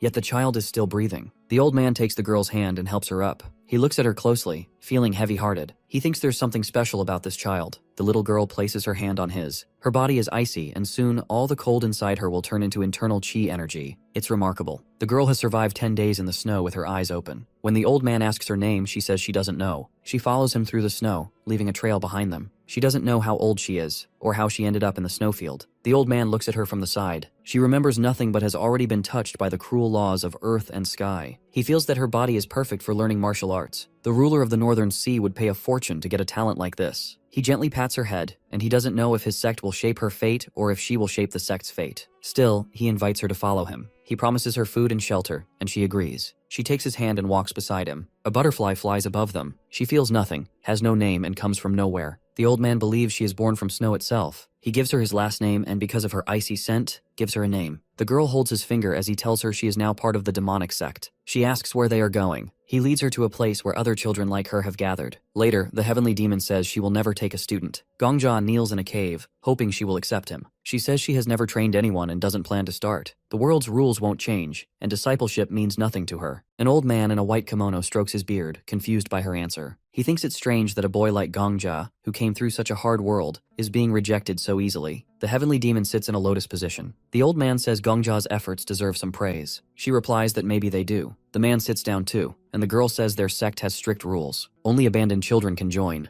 People think the demonic sect is selective, but in truth, they are more careful about who they allow in. The old man offers to take Gongja as his own student instead. He says he is Namgun Woon, ruler of Wolsenbu and head of a noble family. But before he finishes, Gongja turns to the heavenly demon and asks why she can't take him in. The old man looks surprised, and Gongja ignores the man completely and waits for her reply. She explains that only children rejected by the world can be accepted into their sect. Gongja says the world has changed. People have turned into Jiangshi from a strange disease. The Orthodox and the other sect have fallen. He smiles, saying that everyone is now abandoned by the world, whether they want to admit it or not. He also says he is a hunter and an orphan, someone who has given his life to the tower. The girl doesn't look convinced, and the old man asks if this situation doesn't meet the conditions of rejection. Gongja says maybe he hasn't been rejected by the world, but maybe he has rejected it instead. The heavenly demon tells our hero that if truly he believes in what he says, she will test him. He will have to try the 3 basics technique. She explains the test will prove whether he is truly worthy, as she thinks he only speaks well, not fights well. Gongja bows his head and grabs his sword. He thanks her for the chance, and red lines like lightning immediately appear around him. His skill activates, his eyes glow red, and his body starts to shine with the same color. The Devil Divine Energy skill has begun. He closes his eyes and raises his sword. Sword paths appear in his mind. He sees countless movements, visible only to him. He hasn't mastered the technique yet. His sword style is messy, like a sparrow chasing a storm. He remembers the ghost telling him to hold on to his pain, to feel his helplessness, and to remember the cruelty of the world. His red eyes have white spots in the center. He wants to cut through the pain with dignity. He remembers the Sword Emperor's words. If he wants to hit this world like a typhoon, he will walk the demonic path. Gongja takes a stance, sword held sideways. He remembers cities burning, children crying, asking to be saved. The more he focuses on the technique, the more his thoughts change. He stands on one leg, covers his eyes with his sword, and remembers the screams and begging. People have told him to destroy everything, to burn the witch's nest full of monsters. The demonic sect isn't about claws, it's about screams. A figure stands holding a weapon. Behind him are the heavenly demon and the old man. The world, made from yin and yang, is full of sadness. Even the best teachings can't stop the cries of the rejected. Gongja's face darkens, blood flickering in the air. His sorrow is sharper than steel. His screaming sword is stronger than any sword style. A girl with black hair stands before him and tells him to stop. Gongja thinks the stronger the pain, the louder the scream, the stronger the sword. Only the strongest can survive. That is the demonic sect's truth. The mountains stand behind them, and his sword moves like a cry to the world. The girl warns him again to stop. His face is hidden in shadow, sword in hand. He sees a girl in a snowstorm. At the last moment, even the sky screams. The sky demon screams in rage and orders him to stop. She blocks his sword with her wand. Black smoke rises from it. She looks at him in surprise and asks where he has learned their sex technique. His eyes are white and his body drips with sweat. The girl says she isn't fooled. His technique is sloppy but clearly the Devil Divine Energy. No outsider should know it. He bows his head before her and she orders him to explain where he has stolen it from. Gongja starts sweating and asks if he is worthy of her. The woman in black looks heartbroken. Gongja collapses to the ground. The girl turns away. Someone shouts his name. Other hunters gather near his body. They realize he has used too much aura. The girl begins to perform a vascular flush. The heavenly demon is already walking out of the cave. The Sword Emperor stands with arms crossed. He says Gongja has pushed his body too far with a skill that exceeds his level. That is why building a strong foundation is so important. Gongja lies face down. The Sword Emperor adds one more thing. He didn't do badly, so he's proud of him. In a snowy ancient city, the old man and little Baekyang walk through the streets. He tells her this place is now a children's home. A resident waves at the girl. She is told she can eat, sleep, and play whenever she wants. The girl with black eyes silently looks ahead. The old man says she should live the way she wants. In the dining room, children are eating. One girl says the adults are kind and don't force them to do anything. Two girls talk at the table. One suspects the adults will turn them into slaves. The other says they've been here for a year, and nothing like that has happened. A black-haired girl sits alone. The children note she is the only new one so far, but more children will arrive today. A spoon lies next to a rice plate. Many new orphans have arrived recently due to a bad harvest year, but still, everyone who comes here is considered lucky. The children look toward the black-haired girl as she asks how they ended up here. One child looks surprised, another annoyed, and others just stare silently. Then their silhouettes turn red, each remembering their past. One has a mother working in a brothel. Another comes from a village with poor crops. One has seen his village attacked at night. Another's village falls to illness. One child runs from his abusive father. Baekyang's silhouette turns red too. Then she remembers a jar of poisonous animals. Snakes, frogs, insects, sealed together. They devour each other until only one remains. That survivor becomes the deadliest of all. Every time the children speak, it is like poison pouring out. This place isn't a paradise. It is a vessel to raise the most poisonous creature. Baekyang sits with Viper lying on the table. She asks if the children are happy. They all smile and say they are. One boy thinks he won't have to work for his mother anymore. If he gets sick, he'll be cared for, and no one will beat him. That is good enough. The woman walks through snow again. Snow-covered mountains shine in sunlight. A man opens a door and calls the children to breakfast. Most are still asleep. One bed is empty, Baekyang's. In this place, children can rest and eat freely. But Baekyang often disappears. She helps adults in the fields instead. A large building stands in the distance. Children think Baekyang is odd. She always works with the adults and doesn't eat much rice. The old man approaches her. They haven't seen each other in a while. She greets him quietly. Near the river, a child sits alone. The old man asks why she works so much. Her braids move in the wind, leaves flying overhead. He has heard she volunteers to help with harvest. She says yes. She touches the water, making ripples. Her clothes and blankets are hand-sewn. The old man asks why she works if she doesn't need to. Baekyang holds a maple leaf. The man says this place is called Utopia. Adults farm and gather food. Children are meant to rest. But Baekyang speaks of a farmer who lost both daughters to the county ruler. Mr. Choi, who works in the garden, lost one son building a fortress and another after reporting injustice. Baekyang remembers Mr. Choi waving at her. He and his wife join the sect after burying their sons. The maple leaf slips from her hand. The adults feeding and clothing the orphans are victims too. This place isn't heaven. Baekyang stands and walks away. She says other children don't realize nothing is free here. The old man asks why the adults give so much. Baekyang says they hope the children will take revenge. One man lies beneath a tree filled with anger. Many adults can't forgive the rulers who ruin their lives but lack the strength to fight back. Adults can't learn martial arts anymore, so they work for children who still can. That is the truth of utopia. Children don't live free. They are being raised to fight the world. The old man looks at his staff. He calls Baekyang's name. Her black eyes show her sadness. He asks if she has anything to say to heaven. She remembers snowstorms and red silhouettes. She says she has a lot to say. The old man raises his staff and closes his eyes. Then he opens them and says the world will be forced to listen. Wind picks up. He introduces himself as Mabel, one of the 7 elders. He smiles. Baekyang asks if there is Buddha in hell. He says Buddha is useless if not in hell. A man's shadow with a weapon appears. Baekyang has passed the test. She has not been blinded by comfort. Her poison is clear. She should now call him her mentor. Her sword will scream for her. Baekyang kneels, and the man touches her head with his staff and asks for an initiation ceremony. The woman asks our boy to get up. She's sitting on Gongja, who lies under a blanket, and says he can't stand if she stays on him. She teases him. The heavenly demon walks toward the cave exit, and she tells him to go wash up.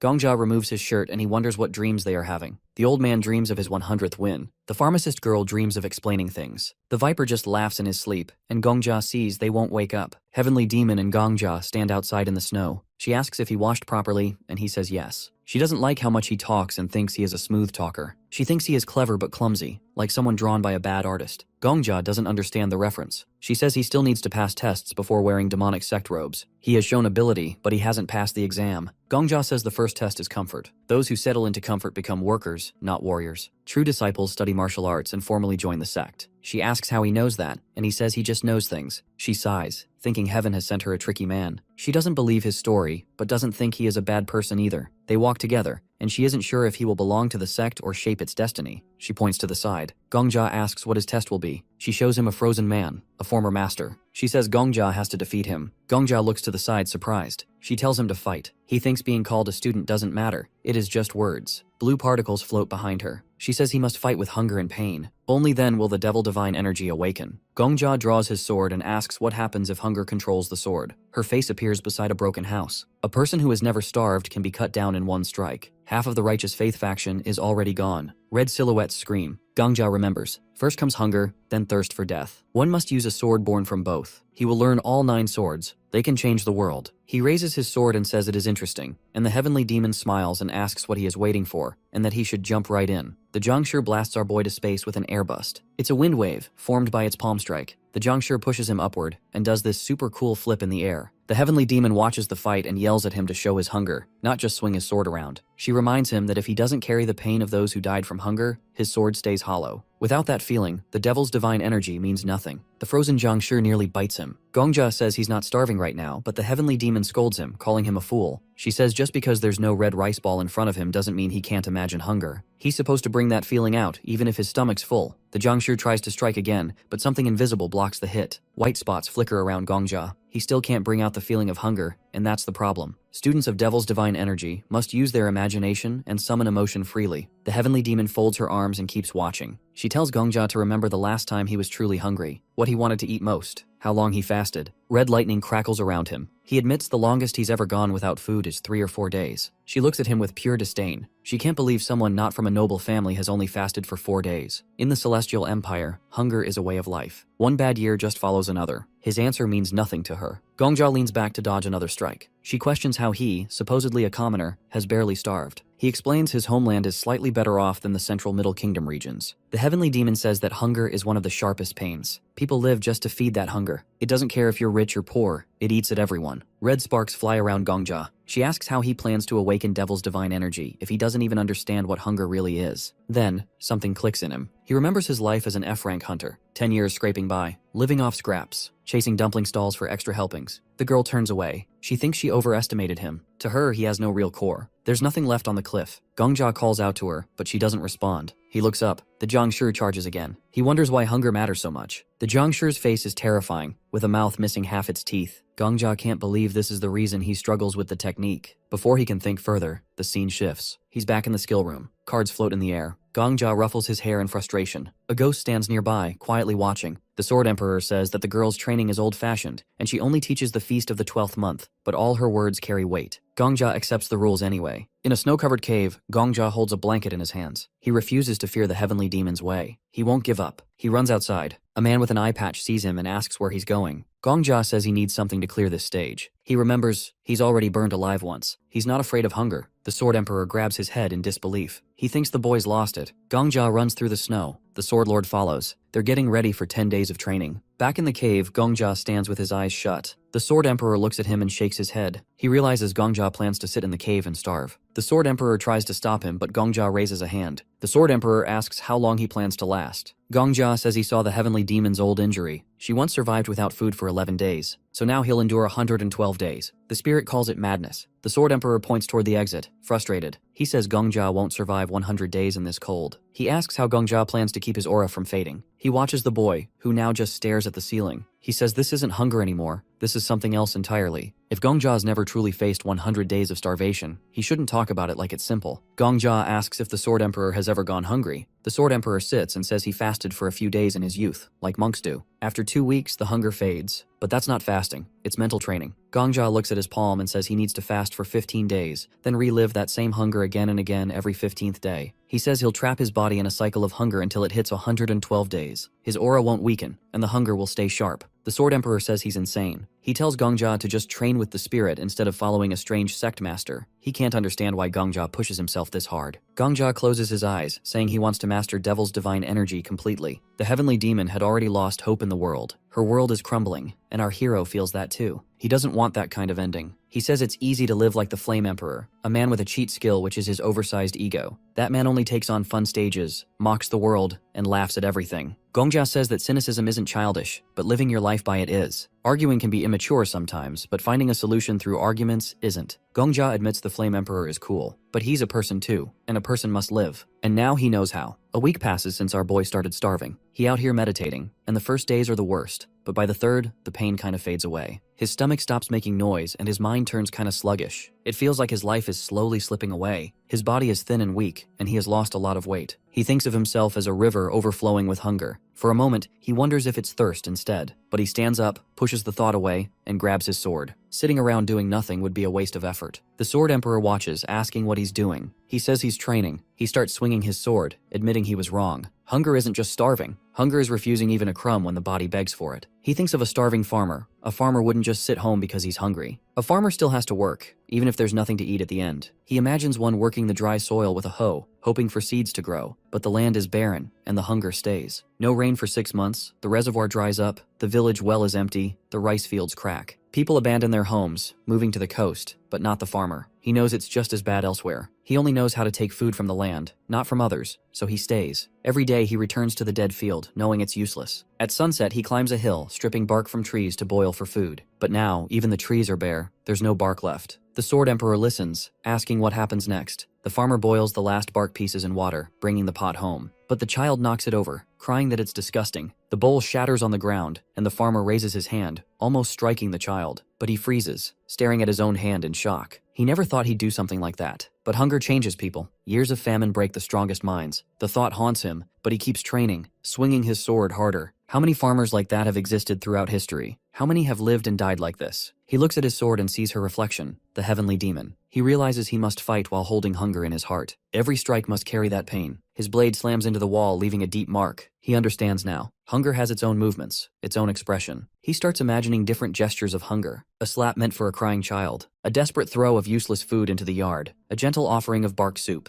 He repeats these movements, shaping them into strikes. Different farmers, some hitting their children, some holding them close, whispering apologies, some surviving, some dying together. He closes his eyes and every motion is hunger itself. Then he moves into the first form of Devil's divine energy. The impact splits the rock. He tilts his head back. This is hunger, and thirst is next. The Sword Emperor is stunned, but the protagonist says his movements are still sloppy. The old man calls him crazy, Our boy wipes his sweat with his shirt, asking why. He's just following the training. The Sword Emperor shakes his head, saying people who know nothing can be scarier than those who do. He says that the kid's mind is already soaked in demonic thinking, even though his spirit still belongs to the righteous faith. The protagonist says that doesn't make sense. The Sword Emperor tells him that Master Wolson Bu used demonic arts, and now this kid is falling into the same path. It's frustrating because how is he supposed to teach someone like this? The Sword Emperor says he can train him like he did the Sword Saint, but the protagonist is so hungry that everything just looks like cake or steak now. Then he says he needs to head down the mountain. He asks if the kid is planning to show the heavenly demon what he's learned, but he says no, as he hasn't mastered the technique yet. Maybe dying and starting over is the only way to reach the next step. He remembers how the heavenly demon once said he had potential, and the Sword Emperor asks if that isn't enough, but he says he hasn't achieved anything yet. He starts descending, and asks if the old man knows how frustrating it was when the heavenly demon dismissed him for not understanding hunger. A simple confession won't fix that. He wants her to say she's surprised by his growth, that he's talented. The Sword Emperor watches in disbelief, calling him a lunatic. The protagonist keeps walking, saying that while using Devil's divine energy, he felt something. Compared to real starvation, he is still far from the truth. He imagined the farmer boiling bark, but he doesn't even know what kind of bark it was or how to cook it. He immediately summons Estelle, and she bows, waiting for instructions. She asks him how he's doing and tells him that she worries for him. He's surprised and asks her if she means it. She tells him that if he dies, she dies, and our boy laughs and says that he admires her honesty. He gives her a task. This world is dying. People are nothing but ghosts, bodies wandering between life and death. He compares it to the Egyptian empire she once destroyed. He orders her to search the land and bring back every corpse that starved to death. Some corpses might move, but it doesn't matter. She can handle it. Estelle hesitates, saying that number is too much, but he cuts her off. He already knows the number, 1 in 12. That's how many he wants. If he can study their hunger, he can finally understand it, and then he can finally be closer to the heavenly demon. Estelle stares at him, looking surprised. She says that dragging in 112 dead bodies is way too much. She also points out that he's gotten so skinny lately that it's hard to even recognize him. He stands there in front of her and casually asks when she started carrying this much. She tells him that if he disappears, she'll be gone too. Without him, her happy little world, her memories, and her reason to even exist would all be gone. She's totally tied to him now. Sure, she cares about him, but she's also thinking about how she's gonna survive. He chuckles a bit, puts his hands on his hips and says he likes how she's honest. Then he asks how she's been doing. She seems a bit surprised by the question. He remembers how after he got full control of the 20th floor, he brought her to the village. He says he's asking because now she's living in Eel Village again, and all the people she cares about are back too. His plan is to keep her in the village most of the time, except for moments like this when he needs her help. She says she's doing all right. He asks if anything interesting happened. She lights up and starts talking. Apparently, some hunters barged into the village recently, saying the Death King was getting stronger, and that some big treasures from 5 guilds were hidden there. But the witch he brought there, plus her group,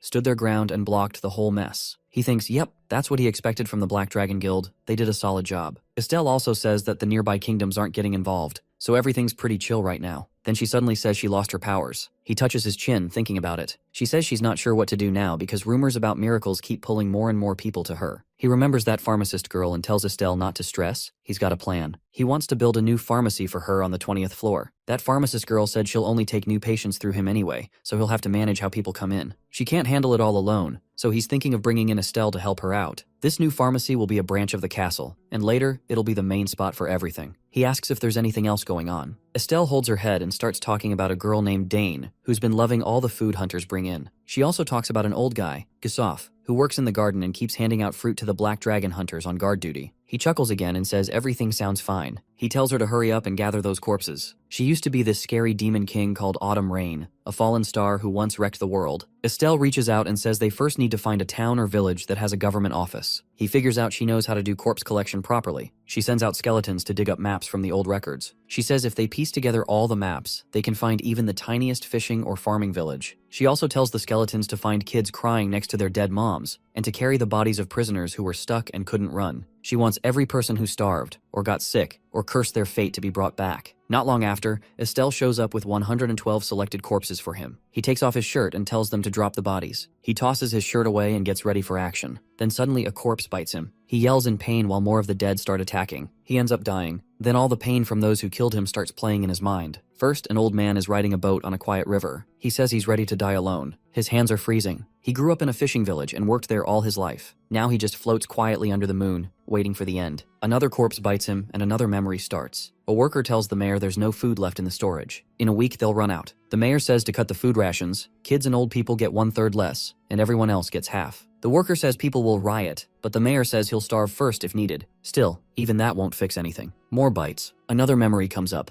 Some kids are talking about what the mayor decided. A girl in red says they've been left to starve. Another kid asks what they should do now. One girl pulls something out from her clothes and says they should eat before they die so they won't turn into weird zombie things. She learned a recipe from the vagabond sect, mud cookies. She tells the kids who can swim to catch fish, but not to share with adults. Others are told to dig soft dirt by the river. Another girl asks what she's gonna do. Then more flashes come up. Gongja is still getting torn apart. The kids get excited and say they made it, but some of them look scared. They just have dried mud. A boy says it's a secret recipe and gives out the cookies. They start eating. One kid says don't lick it too much or the taste will go away. Chew slowly. Then they see a boat. A corpse is inside. When it reaches the shore, the body stands up. The kids run away. Gongja thinks they were just trying to stay alive. Later, the kids are lying on the ground. Gongja thinks about how hard it must have been to be that hungry. One kid drops a cookie, and it breaks. He starts thinking about those hands digging dirt, drying mud under the sun, holding those awful cookies. He realizes every little movement came from hunger. The flashbacks stop. Gongja is on the ground. The system checks his condition. He opens his eyes and sees snow. He stands up and says maybe now he'll figure out how to cook tree bark. Then he starts digging. He digs like crazy, thinking real life is worse than any story. Tree bark sounds like a luxury. People even ate dirt when things got bad. He reaches the soil and makes mud cookies. He picks one up, takes a bite, and tells himself to enjoy it. It tastes awful, no, even worse than awful. He wonders how something like dirt, which grows everything, tastes so nasty. He grabs some snow and wonders why it smells and tastes so weird. He looks half insane, face covered in dirt and snow. He scrapes more snow, then thinks that sometimes you can't say things out loud, but your hands can show it. He thinks martial arts is about using what your hands can do. He picks up his sword and says he's going back. He's gonna face the heavenly demon and show her what he learned. Then he meets her. She says she just threw a jiangshi at him. If he can beat it while staying hungry, she'll train him. Our boy knows he doesn't know much about martial arts. He doesn't understand all that yin-yang stuff or 5 elements. But she told him his strength should come from pain and hunger, not feelings or thoughts. He remembers the starving kids and thinks maybe real martial arts is hidden in their pain. He jumps down with energy swirling around him. He thinks if swords carry heaven's power, then his sword carries all the pain from people heaven ignored. His sword turns red. He believes anger and sadness bring out the true power of demons. He charges the enemy, still tasting dirt in his mouth. He mixes 2 energies, one from heaven, one from darkness, because he's looking at the sky full of rage and pain. He swings the first move of the devil's divine energy, Hungry Sword, and the heavenly demon looks surprised. Our boy asks whose head he's taking next. After a while, Gongja and the heavenly demon sit facing each other. She starts explaining the devil's divine energy technique, saying it has 9 sword forms. What he used earlier, Hungry Sword, that's only the first. Next is the Thirsty Sword. He sits there and talks about how people die without water too. She agrees and tells him he did well with the first form. If he keeps this up, he might actually become a solid member of the demonic sect. But he interrupts her, acting smug. He asks if she just admitted he's good. He starts teasing her, joking that even after doing something awesome, all she says is good, like his confidence isn't already hanging by a thread. She gets annoyed fast, warning him not to act cocky just because he pulled off one move right. He keeps laughing and pushes again, asking if she really thinks he's talented. She finally snaps, slamming her knee on the floor, yelling if he'll only be happy if she bows down to him. He just watches her get all worked up, clearly enjoying it. She shouts again that she's the teacher here, he's just the student. He asks if she officially accepts him now, not just some outsider, but her real first disciple. She avoids answering straight and says she doesn't want to talk about it like that. But she admits she'll teach him, so he better pay attention. Gongja doesn't say anything, but deep down, he knows she's already accepted him. Even if she won't say the words out loud, her actions make it obvious. He starts to realize that this whole master-student thing is more complicated than it looks. It's not about fancy titles, it's about trust. The heavenly demon suddenly tells him to listen properly. Gongja looks serious now, still wondering if someone like him really deserves to be her student. But she says since he did well with Hungry Sword, he now has the right to learn her sect's secrets. He opens his character window, wondering if she's finally starting to trust him. She stays quiet, arms crossed, deep in thought. Taking on a disciple this late in life doesn't feel easy for her. Everything feels like it's nearing the end, and yet here he is. Gongja silently hopes she's nervous. He wonders if that old fight between her and the Lord of Wolsenbu will go on forever, or if maybe she's finally ready to pass her legacy on. He feels she shouldn't disappear from the world without leaving something behind. Even if everything crumbles, she should live. He wants her to keep going. They both stay silent, and Gongja understands why she didn't say the words. Sometimes words can't carry all the weight people feel. She feels the same. It's not time yet, not for big statements, but they both know what's in their hearts. She suddenly complains that his eyes are drifting again. He lowers his head a little and says he's paying attention, and they stare at each other in silence again. Then she gets up and says he looks too confident. She tells him to come to the next test, but not to follow her just yet. She walks away. Gongja notices something weird. No footprints in the snow. Not even a single one. Then out of nowhere, the Sword Emperor shows up. He says he wants a duel with her, but our boy is hella confused. The Sword Emperor says he always wanted to fight a real demonic sect master. In his world, the demonic sect was weak, and he always dreamed of crushing them. Gongja stares at him. The Sword Emperor keeps talking, saying that back in his world, he ruined the names of over 100 masters from Wolsunbu. He even says he envies this world's Lord of Wolsunbu,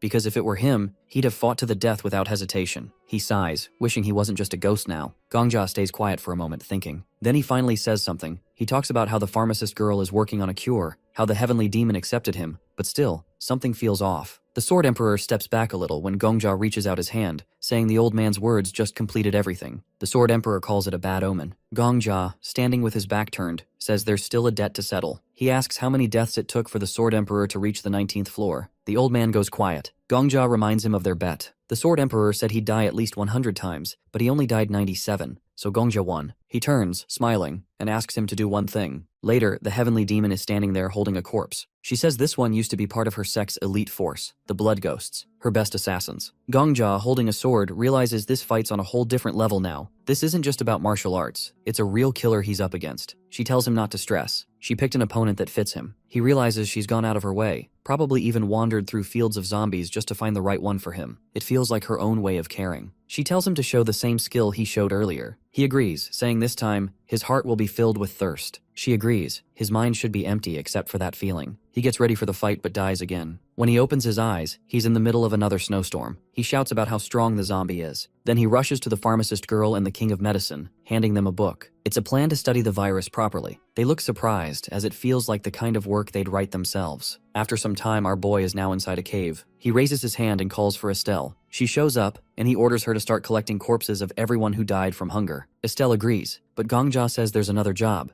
Zombies are out there using martial arts. He wants her to find them. He says if they wear black, they're from the demonic sect. If they wear white, they're from the righteous forces. He doesn't care if it's 100 or 300, he wants them all. Estelle asks why he's doing this, trying to save lives. Gongja says it's because in this dying world, there are still two people trying to fight for a real ending. But everything he sees now just looks like a sad little play. So he decides, it's time to create a real war. He looks at her, smiling, and says he'll start a proper orthodox versus demonic war from here on out.